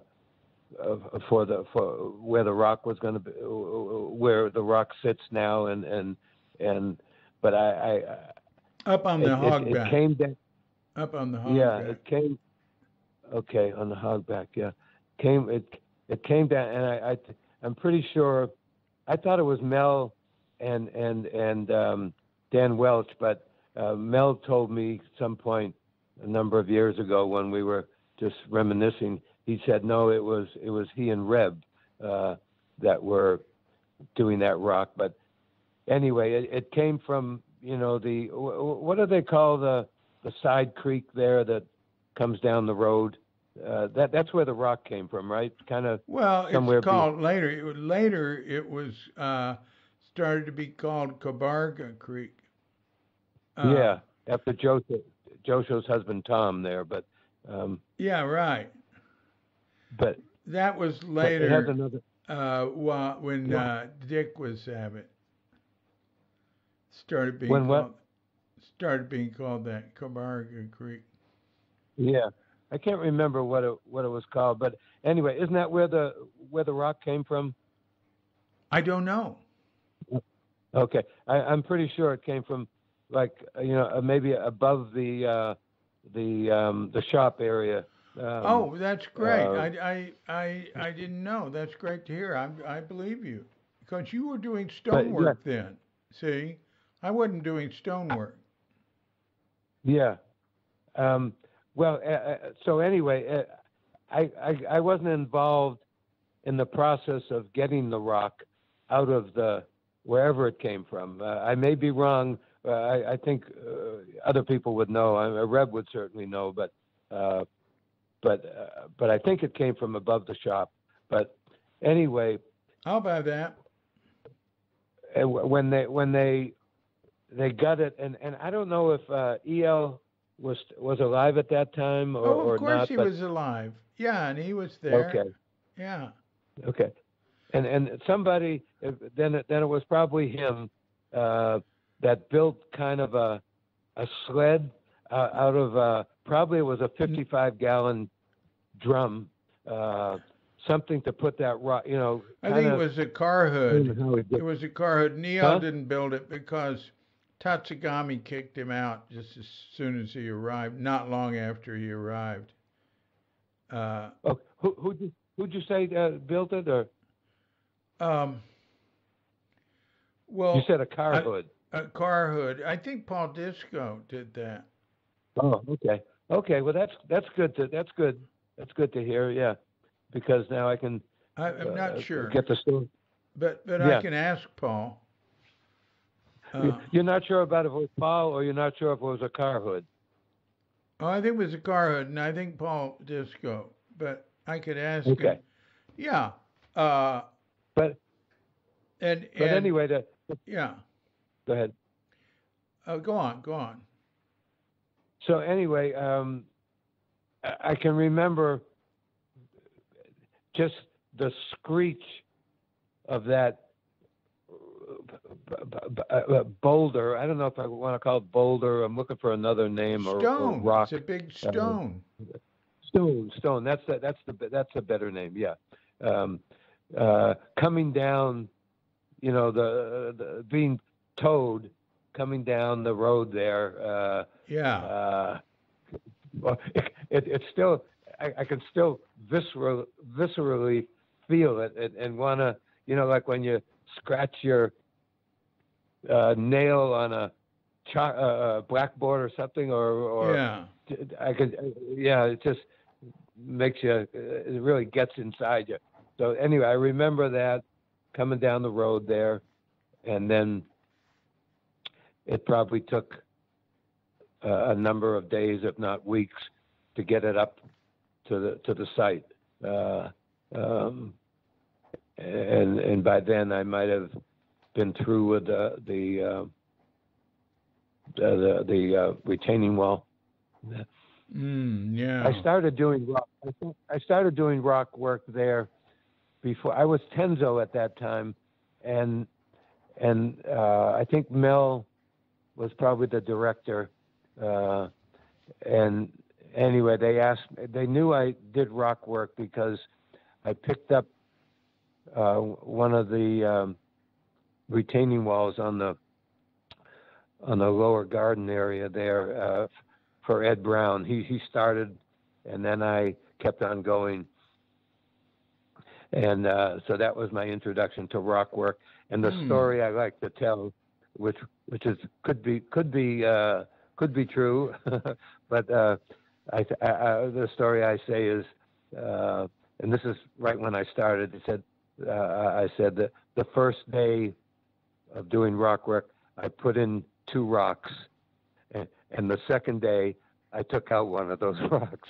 So that's the story that's the story I tell, and then it moved on. That's good. Yeah. Yeah. So anyway, I stopped being Kenzo and started building that wall, and then I would go down to the Tassajara Creek there, just as close as possible, and just pick rocks out, and then either get them to the bank or whatever, and then either 2 people with a bamboo pole or 4 people if the rock was big enough. They would kind of what's the word, get them up there, carry the pole on the rock was in the middle, tied on to the pole, and then again it was either 2 people on the pole on the shoulder, or 4 people, 2 in front, 2 in. What's the word? I can't remember. I can't think of the word. You say they were carrying the rock. They were carrying, transporting, or there's another word for that, but. Well, if you think of it, let me know. Hoisting the rock on their shoulders. Yeah. Hoisting the bamboo on their shoulders to carry the rock up. Yeah. Anyway, you're communicating quite well what was happening. Good. Good. So that was that story. Uh-huh. Oh, another great memory, because City Center practice was in a way harder for me than Tassajara, because Tassajara, I mean, it's just Sangha life, and you're there for zazen or whatever, but it's really, you're there you're kind of running the camp, you're making this thing function. People have their jobs, and it's just a great experience. But I will say, to city life, one of my fondest or strongest memories is Suzuki Roshi's mountain seat ceremony. You mean Richard Baker's mountain seat ceremony? Yeah. Okay. Well, can you have a mountain seat ceremony when Suzuki Roshi's still alive, or Absolutely. would you call it a stepping down? Absolutely. Okay. They had the stepping down and the stepping up at the same time, because Suzuki Roshi was dying. And he was the mountain seat ceremony is just passing on the abbotship. In fact, Mel was going to participate in Alan Tanaka's mountain seat ceremony, but he just got too sick and then he died. They didn't plan on waiting until after he died to have Alan's stepping up ceremony. Yeah, thanks for that clarification. And I thought it was the mountain seat because I know Richard Baker was there. Yeah. Yeah. So personally, so the hall there was very full. I and maybe another person or two. I think I was at Tassajara, so I came up at that time, as a lot of us did. Right. And I was in the little office, just to the left as you come in the front doors there. Right. Yeah, and it had kind of it had the door to go in, but then it also had not a window, but it had an opening. Yeah. With a counter. Yeah. They were it was like a big double window or something opening there. Yeah, right. Yeah. So I was there. Either I was watching the phone, if it rang, or watching the door, whatever. And so the ceremony happened, and then Suzuki Roshi starts coming out of the hall, and I think he was supported by Katagiri Roshi. No, he was supported by his son, Hoitsu. Oh, okay. Thank you. Great.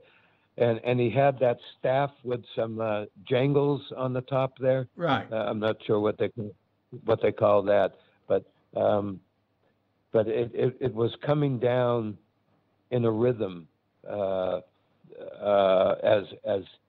they walked, as they were walking, and then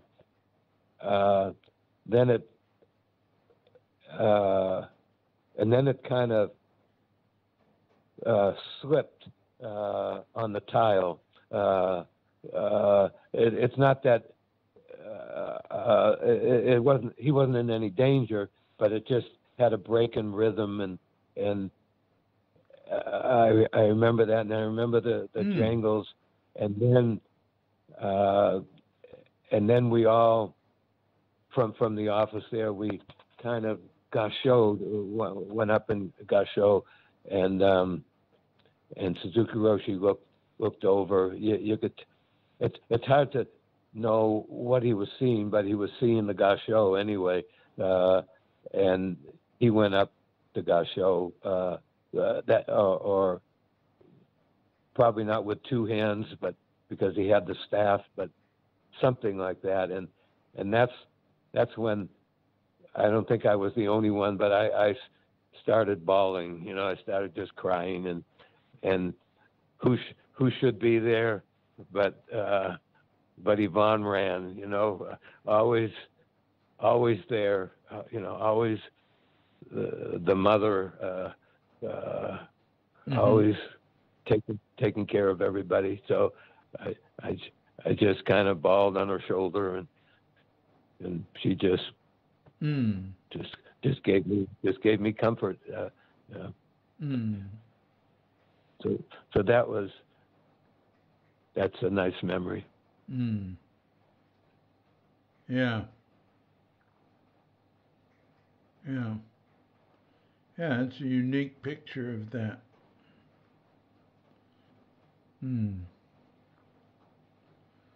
What else pops into your mind? You're doing good, man. This is good. Give me more of a lead question. Well,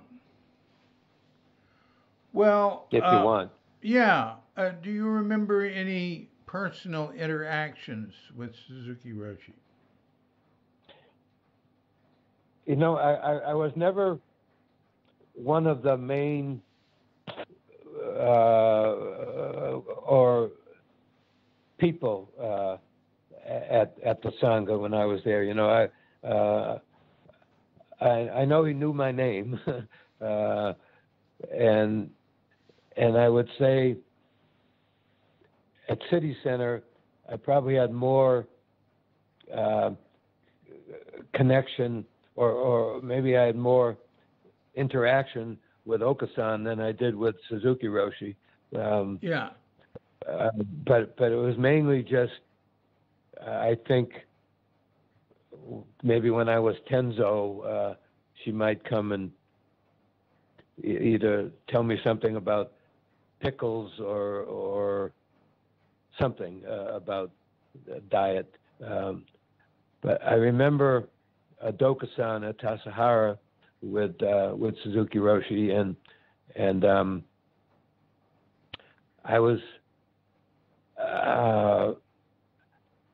let me just, because it popped in my mind, the most, I never know for sure, when everyone says Suzuki Roshi always used to say, or Suzuki Roshi said this, I don't know if I ever heard him say that. I mean, or I read it somewhere, or I heard it in a talk or something. So, but the only thing I remember, I shouldn't say the only thing, but the main thing I remember him saying once or twice or maybe more was that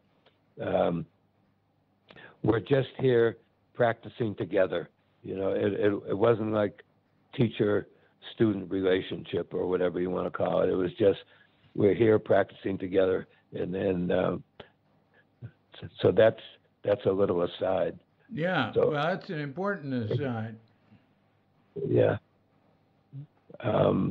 So I remember going into one dokusan. I never like to go into dokusans with anybody, and I probably still don't. But actually, Josho now is a lot easier, and Katharine Thanas was a lot easier for me. But that was later. So anyway, I went in with okay. Boy, David, we've been talking almost 2 hours. Isn't that amazing? Yeah. I'm amazing. My butt and back is not hurting. So anyway, back to this, and my not ever liking to, mainly wanting to hide and not talk, so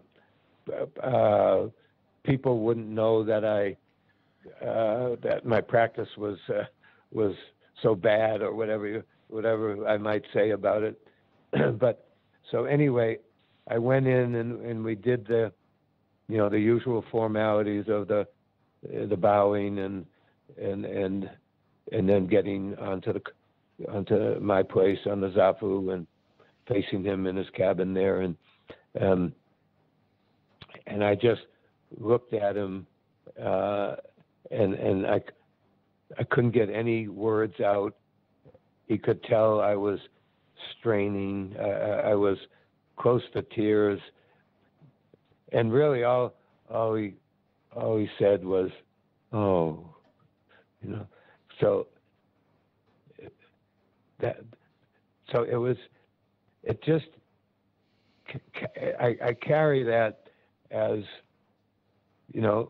appropriate response. If those, from my practice now, if someone would ask me, what's your practice now, besides being work leader here and doing all that kind of stuff, it's really the precepts,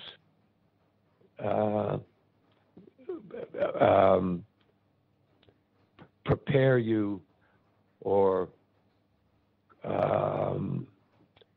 lead to appropriate response, and so that's what he did. He didn't do anything but just acknowledge that he shared my he shared my my suffering, something like that. He's, and I know I've used the words sweet many times for him lately. And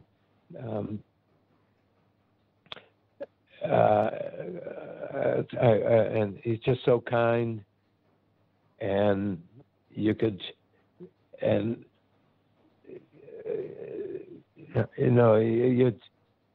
you just trusted him. Yeah. Yeah. Ask me more. That was good. Well,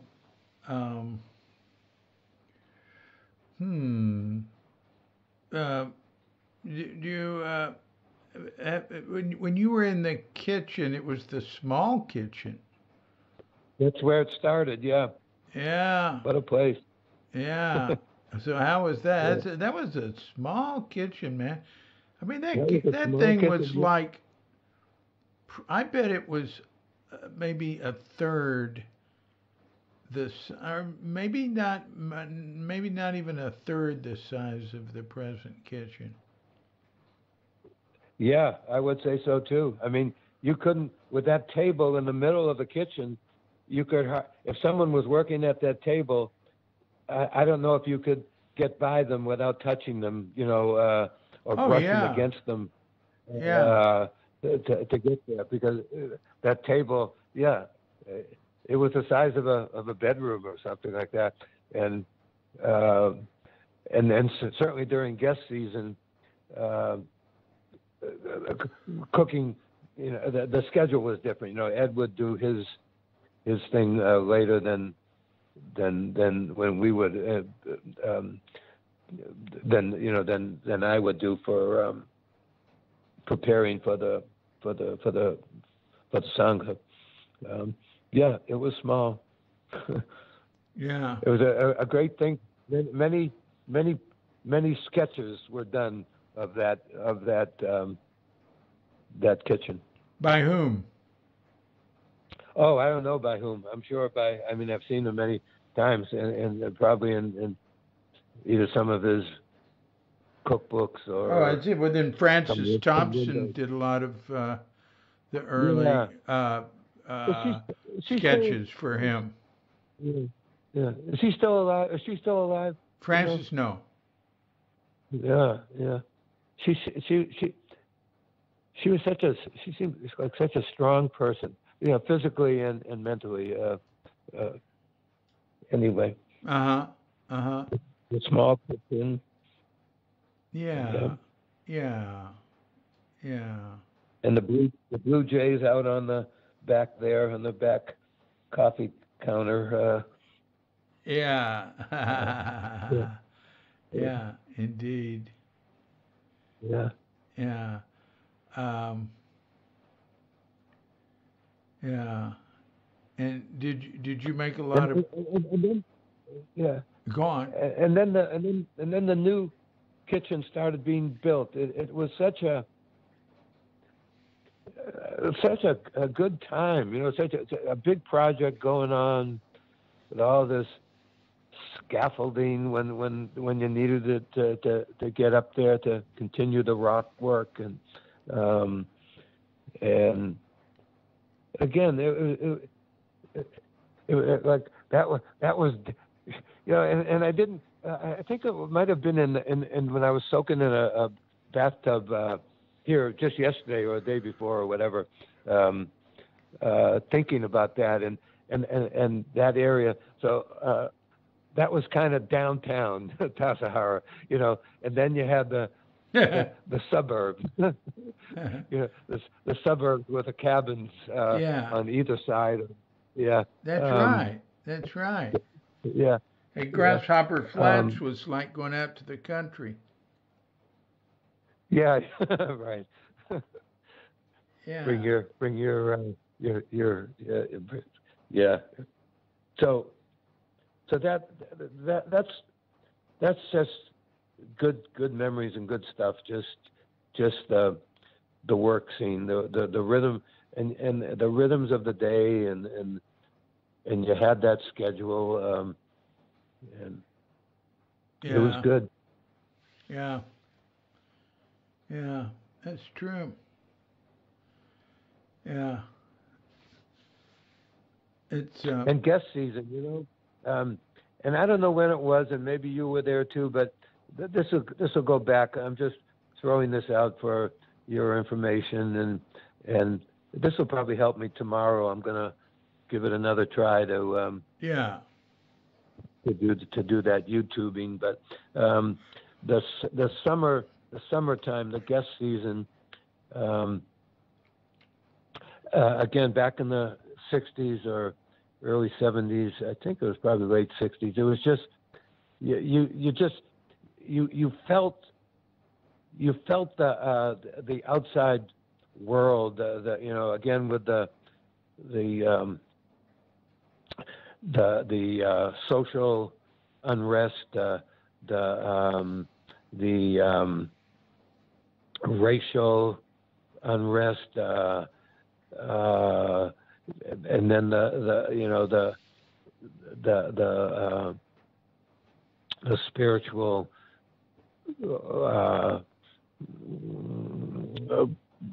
things happening, the music, and I don't know if you were there, but one time, remember Huey Newton and some of his, I don't know if you call it entourage, or they may have been more bodyguards than entourage, but or both, but came down and gave a presentation on the back on the deck behind the aside the dining room there, and I know one of the questions came up, how did you make it?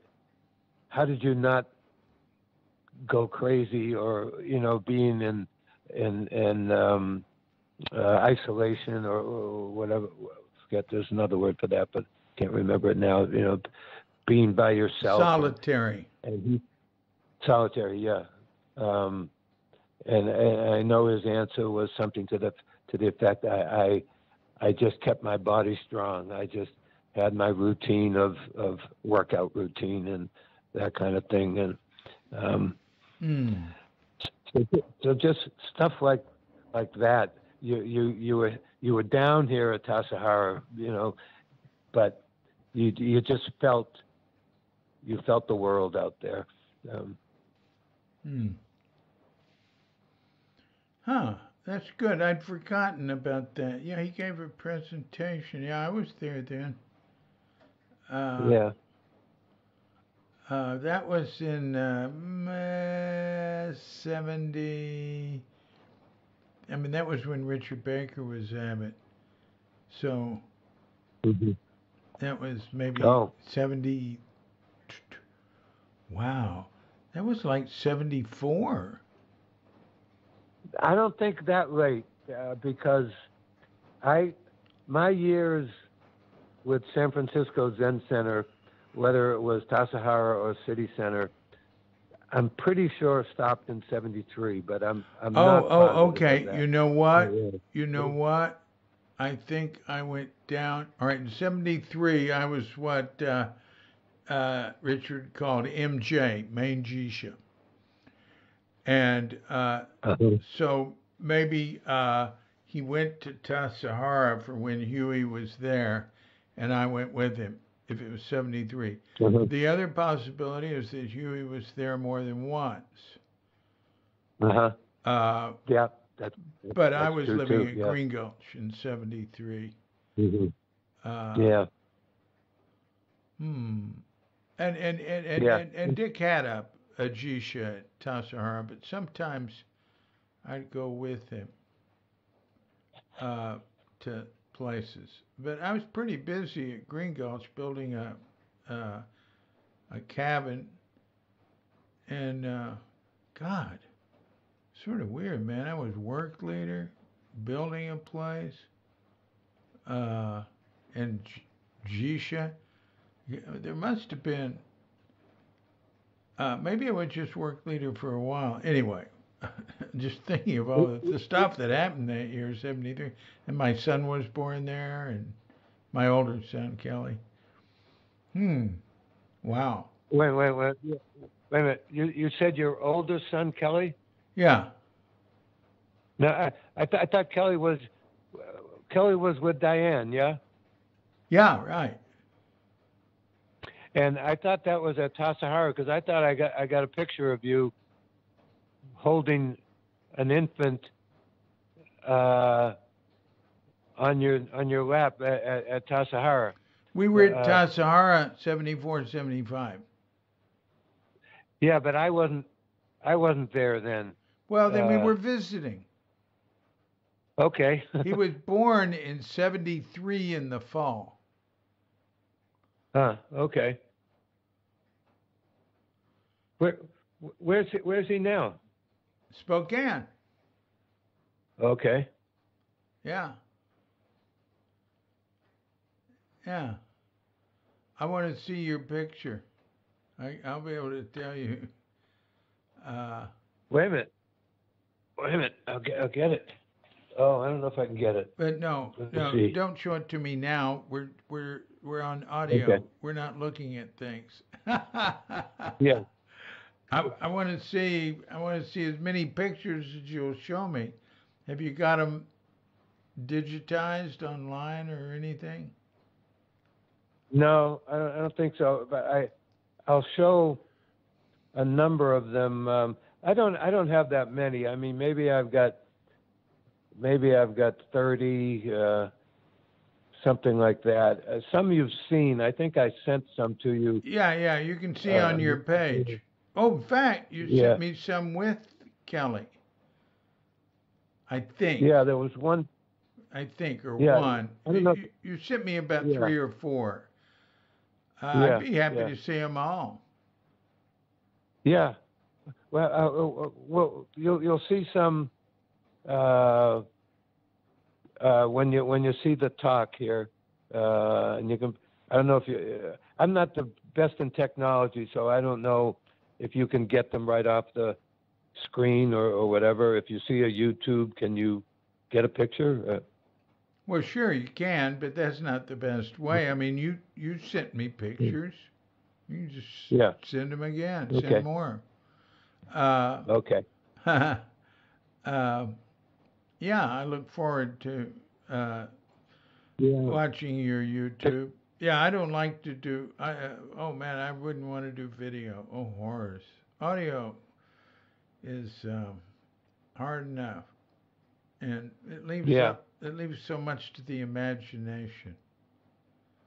You know. Yeah, and it's nice having somebody asking you questions just to give a presentation. Yeah. Because I don't like to particularly read a script, or something. Yeah. It's not like I'm giving. You don't need. Yeah, it's not like you don't need a script. You're doing fine. Yeah. Hey, what else are you going to say on that video? Probably not much more than we're saying now. If we were talking about the old days, but I did want to mention Katharine Thanas in Santa Cruz, and I did want to mention where I am now, with Josho and at Chaple Hill. What's it called? Chaple Hill Zen Center. Yeah, Chaple Hill Zen Center. And it suits me. It suits me good now. Yeah. So do you know Wendy? Do you know Wendy? Wendy Piersick. No, is she in Chapel Hill here? No, she's in Maine, but she practices with Josho. And she works with me, and she'll listen to this podcast. Okay. Yeah. So when you say podcast, are you talking about something that we're talking about right now, you and I? Yeah. Okay. And does a podcast? See, cause I don't know that I've ever really even listened to a podcast, so that I really know what it is. It's just and on this occasion, this will just be yours and my conversation or something. Right. Is that right? Is that what a podcast is? Yeah. Okay. Yeah, I put a little introduction on it and a little conclusion. I bring in the bells, and I have a little introduction. I play the deep bell from Eiheiji to start it and to end it, and for some points in between. And yeah, I got it off Elsie Mitchell's recordings of Eiheiji she did in 1959. They're Smithsonian now, I think. Yeah. Oh. Yeah. Yeah. Well, there must be something else you want to say on that video that you could rehearse with me here. Well, if you want to hear something about Catherine, it's not the old days. I mean, I remember her Yeah. from the old days, but it's I'll just start and see. From the old days, I remember that. Let's see, maybe she was 10 years older than me or something like Yeah. that. But Sounds she, right. even when she was maybe in her mid 30s, she still had white hair. You know, as far as I remember, or maybe That it was sounds gray hair. right. But That sounds right. yeah, Never thought about that. and Yeah. I always remember how she just was interested. She, in what you were saying. She would just look you so much in the eye. I also, moving more to the present, well, at Tassajara, I remember Charlotte Silva and her husband, whose name I can't, Charles, maybe, Charles. yeah, came and did a workshop. And Catherine was very much into her body and body awareness. That was really a big part of her. I don't know to say practice. You could say that, but she. So here's a couple of little vignettes from Yeah. Santa Cruz.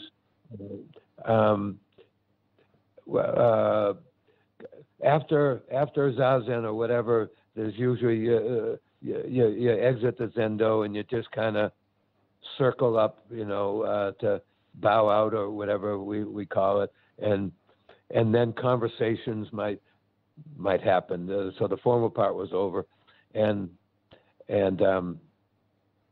I was sitting there. Oh, no, I was standing away from Catherine. Catherine was talking to, I'm not sure who, but I came up and gave her on her shoulder, on her upper arm there. I just gave her a little shove, and the only thing that moved, it was like trying to shove a bag of sand, like 100-pound bag of sand, or however much she weighed, 150.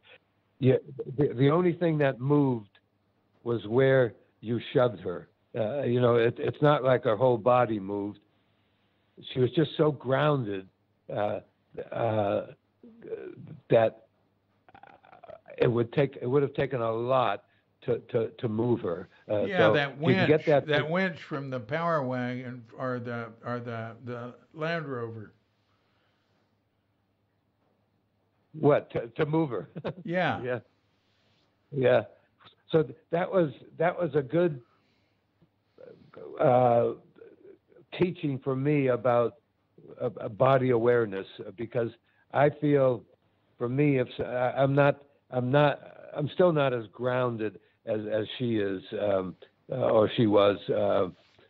I think if somebody came and gave me that shove, I would, my whole body would move and I would lose balance. The other time to see her body and her strength was, not long before she died. Maybe 3 or 4 years before she died, 2 or 3 years. But anyway, it was out on the deck again after Zazen or after a talk, and I was kind of up against. I don't know if I was leaning on the door or just standing close to a door that was closed, and I'm not sure what was on my mind or what I was acting like, but she came and put 2 or 3 fingers on my chest, and just held me there with those 2 or 3 fingers. It's like I felt such strength coming out of those 2 or 3 fingers from someone who's maybe 85 years old or something. I can't remember how old she was when she died, but maybe she was 78 or 79. But just to feel that strength in her body. So that was another great memory. I can remember stepping back to the old days again. Katagiri Roshi, who I haven't talked about much, but he was such a person that followed the forms, and his mudra, his hand mudra there was always strong. It was almost like a rectangle more than an oval that I remember. But he just, and his shashu position, it was just impeccable. Yeah, shashu, the walking meditation position. If you wanted to know forms, he knew the forms, and some of the. So now I'm getting kind of hungry too. So I'm kind of rambling a little here, but but some of the either after a talk or during so two questions. So what do they call it? Is it a shosan ceremony? Yeah, the one after ceremony. Yeah. Question and answer ceremony after the session. Yeah. And this almost has to be visual than words, than just audio. But so someone asked him a question, and maybe you were there. What would you do if you saw Bodhidharma walking down Tassajara Road? And then you have to see the smile on his face. But he said his answer was, "I don't see him." So that but it was just so cute the way he said that. The way he said that. It's funny.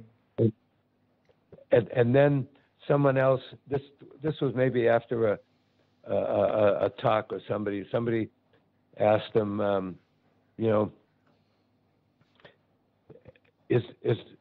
is there life after death? And his response with that same smile, like one side of his face went up in a smile or something, says, "Nobody knows. Nobody knows." So there's the practice in the Zendo, and then there's the more of the personal stuff, which isn't controlled by bells or something like that. Yeah. Good. Had enough? You want another one or two? Yeah, more. Okay. Bill Kwong's toes. I Bill hear Kwong's you, toes. man. I'm glad to hear somebody else mention that. Good. Let's hear it. Oh, really? Oh, yeah. Okay, well, maybe you know the same thing. So this was at Sokoji, and he pretty much during a session or a day sit or whatever, whenever you had orioke. Did you have oriokes at Sokoji? No, it was trays, but he was the cook. We didn't use the word tenzo yet. I don't think he was the cook every Saturday morning. Yeah. For good way back before we came. Huh? From way back before we came until it moved to the city. Oh. Okay. He was the Saturday morning cook. Yeah. Yeah. So I remember once, and correct me if I'm wrong, but I'm picturing in the morning that, or even maybe in the early afternoon, the sun is coming into the Zendo from the sun is coming into the Zendo through those windows. Sounds on right. Bush Street. Sounds right. Yeah. Yeah. Yeah. Okay. So we're sitting on the floor, Yeah, it's the and east side. Yeah.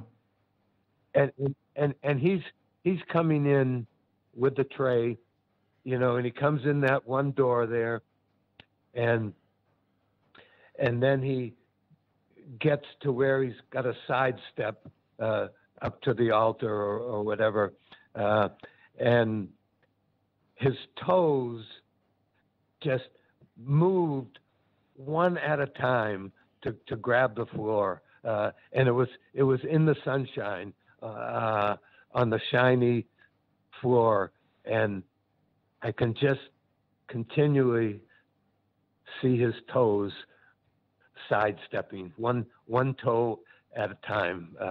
So that's a memory. That is strong. I am. That's exactly how I experienced it. He would come in first, and he was so into it. He had. Yeah. It was like it was like theater. You know, he would come in. It was Zen theater, and the first tray was the offering for Buddha, and it would be a small tray, and he would go up on the altar, very elaborate big altar. Had the Shinto sort of or whatever it was on the left, had all sorts of stuff, and he'd offer that, and then he'd go back and get Suzuki Roshi's tray, and and both times he'd be doing sidestepping till he got to the point. And the first time he had to go up on the altar, but with Suzuki Roshi's tray, he's just going to the side because the altar was elevated, 2 feet or maybe just, that, and he'd put the tray there and bow, and then go back and get one for Katagiri Sensei, we called then. Yeah, I remember that. That's exactly how I remembered it. And now you have verified and put the stamp of approval on my memory. Ha ha ha! That's great. Yeah, it is good. That is good. Those are such deep, strong memories. As I get older, it's nice to have those memories, because some of the memories that people have said, not just Zen Center days, but whatever, I just have no memory at all. I mean, it's not like I have a vague memory. It's like I have no memory of what that do you mean? happening. Well, you can't remember everything. I mean, other people experience other things. I know. Yeah, I know. Yeah. But I just kind of miss those. Some of those memories I miss. Maybe some are better off missed. but anyway, it's nice. It's nice to be sharing this with you. Hey, David, I gotta go pee. So you can still hang with me, but I'll do the same. Okay, I'm gonna put my phone down. We'll take and a I'll be pee back break. in a second. Okay, pee break.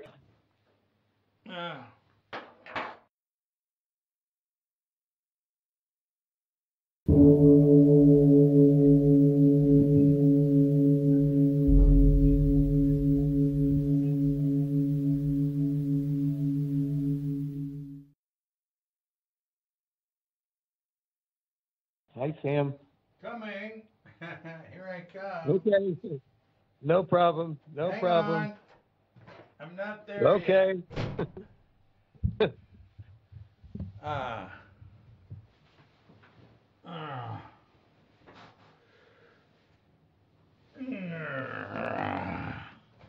Okay. That was a welcome break. Welcome back. Okay. Every 2.5 hours, we'll stop and take a pee. Yeah, it sounds good. Okay. Yeah. So how are you? How's your health? How are things like that? Okay. It's okay. Yeah. Yeah. Can't complain. Yeah. Yeah. Everything's fine. A little bit. I just heard a good one that uh, who was it? John Adams responded to Jefferson, I guess, in a letter. He said, "Well, some of the shingles are falling off, and there's there's hardware on the door is causing trouble, or well, it's a few things like that." He said, but I'm fine here. I'm in here fine, or something like that. Yeah, yeah, yeah, yeah, Yeah. yeah. Hmm. So, do you have any other that's neat. That like the memories that strike you. You know, those are cool. Yeah, yeah. That's what's good. You know, not saying I went to college, but saying you know uh, I fell out of a tree when I was in college, or something. You know, something that Yeah, yeah. so you got a lot of those things that you know high points. Hmm. Are the points that enter into your memory. That's true with language too, because I'm always dealing with Indonesian.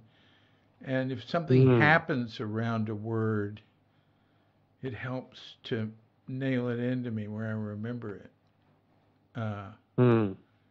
you Oh, know, oh, oh. You mean the Indonesian language? yeah, If yeah, yeah, yeah, yeah, yeah, yeah, yeah. I think about that sometimes too, and that's how children learn. I would say, if you know, like, and that's how my dog Sam learns. By the words I say. And and I have to watch it because I I I don't even know how to say this word, but the other word for uh, OKAY. But if I say that too loud, he thinks he's going to get something to eat or right, right, right. yeah. What type of dog is? What'd you say his name was? He- Sam?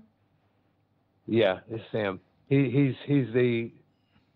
He's a yellow lab. Yeah. Uh, See, you've got a really and smart he dog. We've got a small yeah. dog.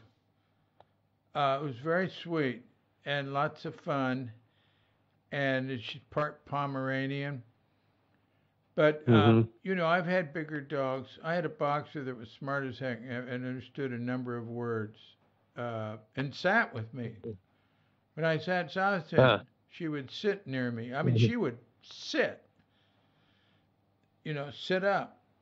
Really amazing. Sit up. And Not, but our yeah. our our little dog doesn't understand all that stuff. She just doesn't have that type of smart. She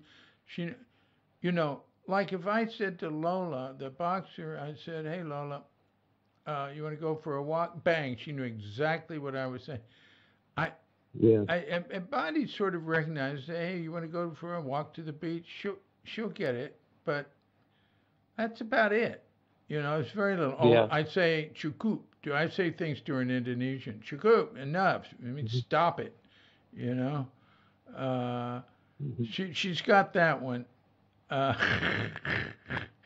Yeah. but I really think I really think that bigger dogs like a lab are they're just smarter. That's what I see. Yeah. Yeah. But we We, tell we, her we, she's cute. mhm. Yeah. Yeah. And they're just so. We just love them to love them to pieces. He and he really helps us to kind of stay even tempered or something like that. If you because he's so affected by our moods mm. that that that if we're stressed or hurting or something or angry, he just reacts so much uh, that that we we we don't want to see him hurting. It's like that little Dokusan I was telling you about with Suzuki Roshi, where all he said was "oh," or something like that.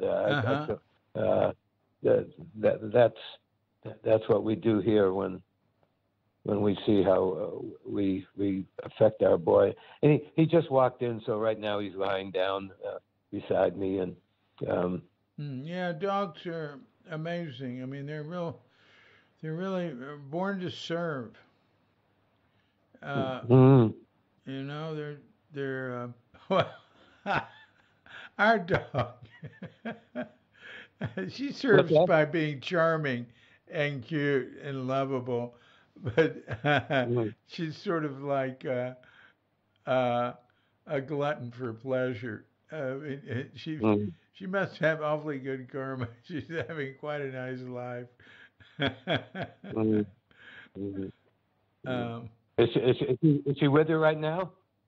No. I'm up in the studio. This is like, I don't know what time it is. I mean, it's like I don't have my glasses on. Let me see. It's 3 o'clock. It's 3 o'clock our time. Yeah, it's almost 4 in the morning here. It's going to be 4 in the morning in 2 minutes. Oh, horrors! I don't stay up like this, But I was up a little late. I was up, and I called you at about 12:30 or something, right? 1:30, 2:30. Yeah. No, but we've only been talking 2 hours and 40 minutes. Oh, well. So anyway, right. So maybe it's my bedtime. Good. Really nice talking with you. I'm just sitting down. I can't believe that 3 hours have passed. It's like when I was nursing, and you get on the computer to chart how much time you spend, how much 2 or 3 hours could pass, and say, wow. Anyway, it's been nice walking down memory lane with you. Yeah, I've really enjoyed it. It's been great. And it's been fun watching you pull these memories up. And I look forward to seeing your video. I'll link to it I'll make a page for you. We have a brief memory from you. Is that you? Maybe that's not. Well, I have something from you.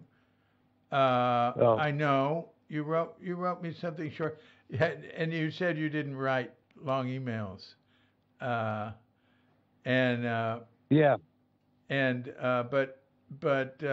then I'll put a link to this podcast and a link to your YouTube thing, and maybe some more pictures. I've got the pictures you sent there.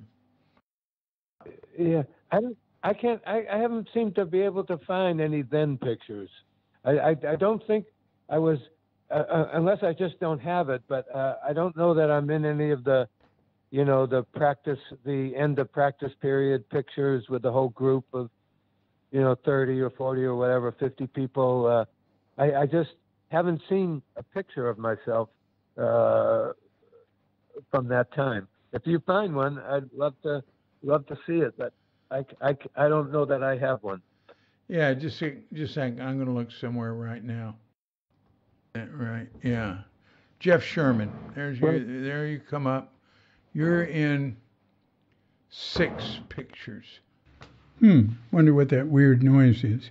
Anyway, when I looked more carefully, he was in 3 or 4 pictures, and there were a couple. It just said photo by Jeff Sherman. So I asked that all the photos by and photos from, his said photo from Jeff Sherman. I asked that all of them be removed, so we just search for the names of people in the photograph. So he's in 3 or 4 of them, and so we can use that for the then picture. And he sent a nice one with his dog for the now picture that goes with the podcast. The then picture and the now picture go on the Cuke.com podcast page in the list of Zen guests. Nice little pictures, a link to a page for them on Gook.com and a link to their podcast. And there's another Jeff that we forgot about, Jeff Broadbent, who I did a podcast with just a few weeks ago. But maybe that other fellow's name is Jeff too. We both thought it was, but I don't see his name yet. I have to look more carefully. Oh, and if you listen closely to this little snippet I'm inserting into the podcast, you can hear this bird outside the window going something like,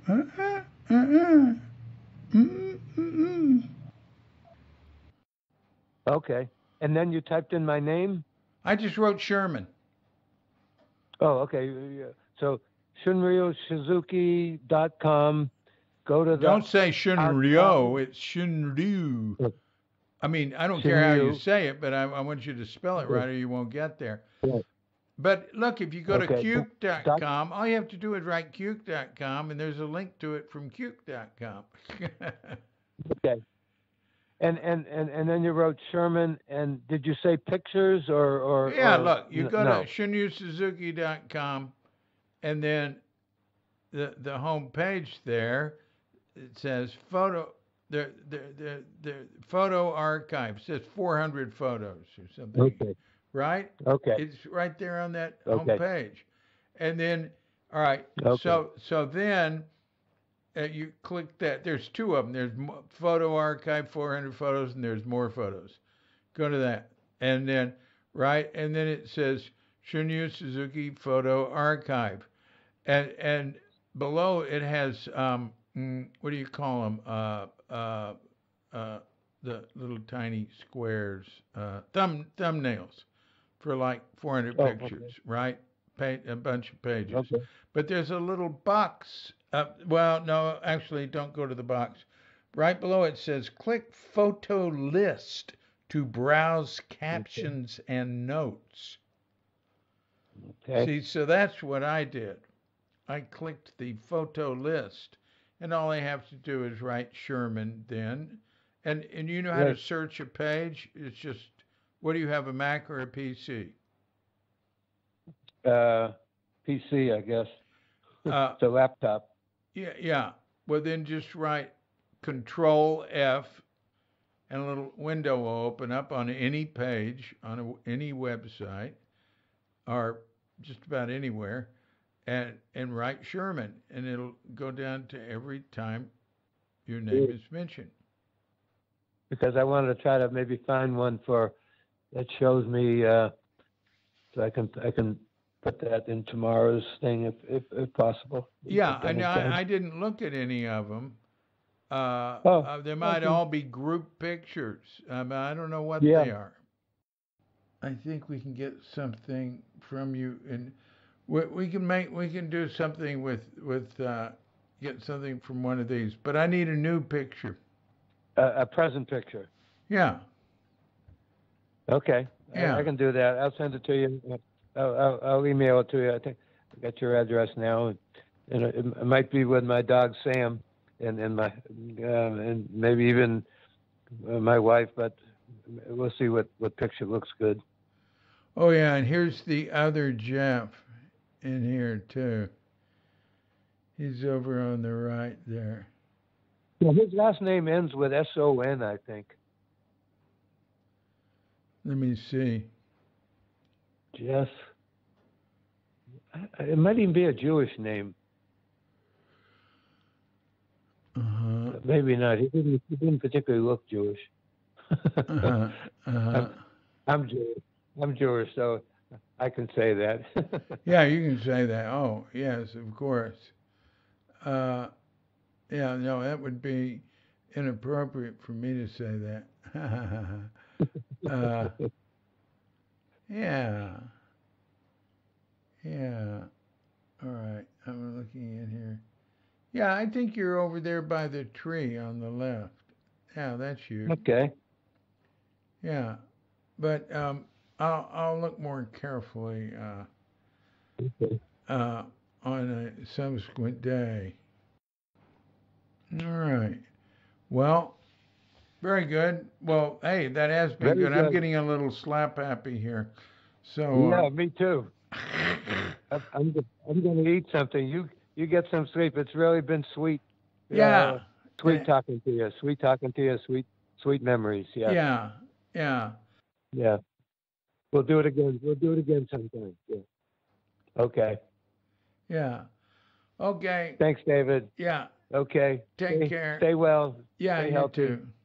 Thank you. Yeah. Okay. Bye-bye. Bye-bye. Bye-bye for now. Yeah. Yeah. Bye-bye.